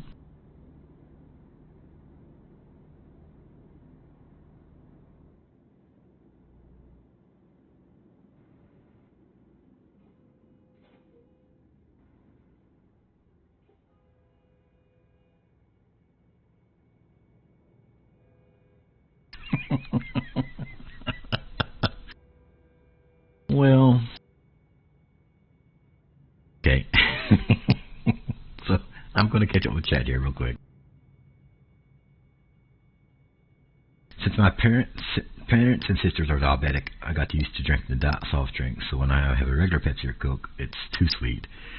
I understand that. Lady kind of said the same thing too long ago.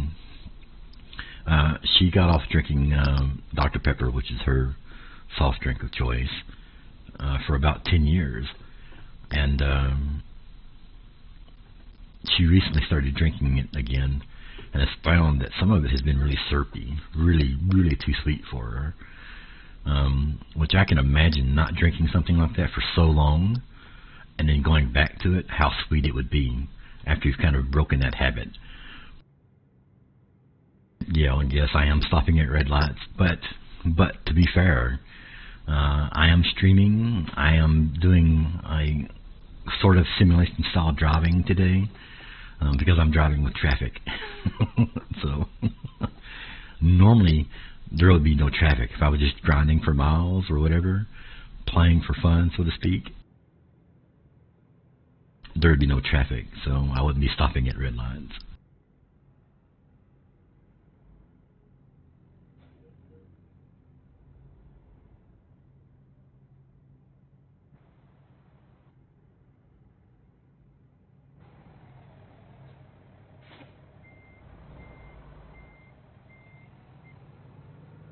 My bad.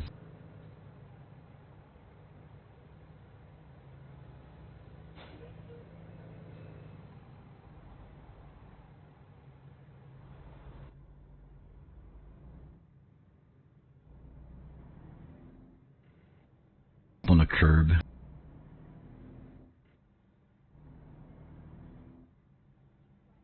Oh, hush. Automatic.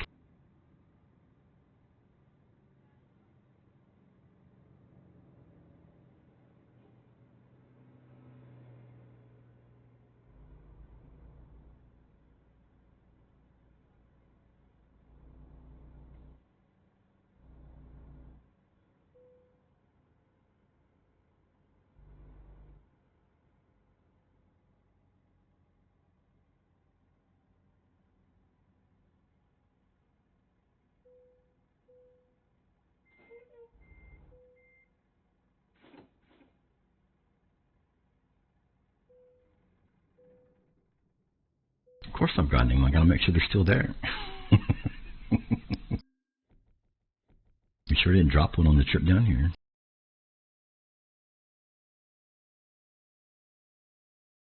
Okay, folks, that's going to do it for me for today. So appreciative that you all hang out with me today, this morning. I will be back Friday.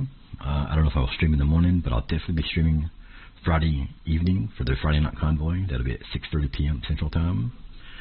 Be sure to come into the Bears Den Discord and hang out. Check us out. Drive with us. We welcome visitors all the time.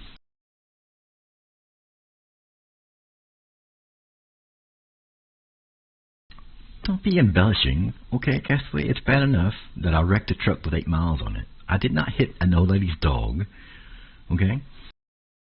So, it's bad enough that I do normal stuff. You don't have to be, embellishing it. Anyway, thank you all for hanging out with me.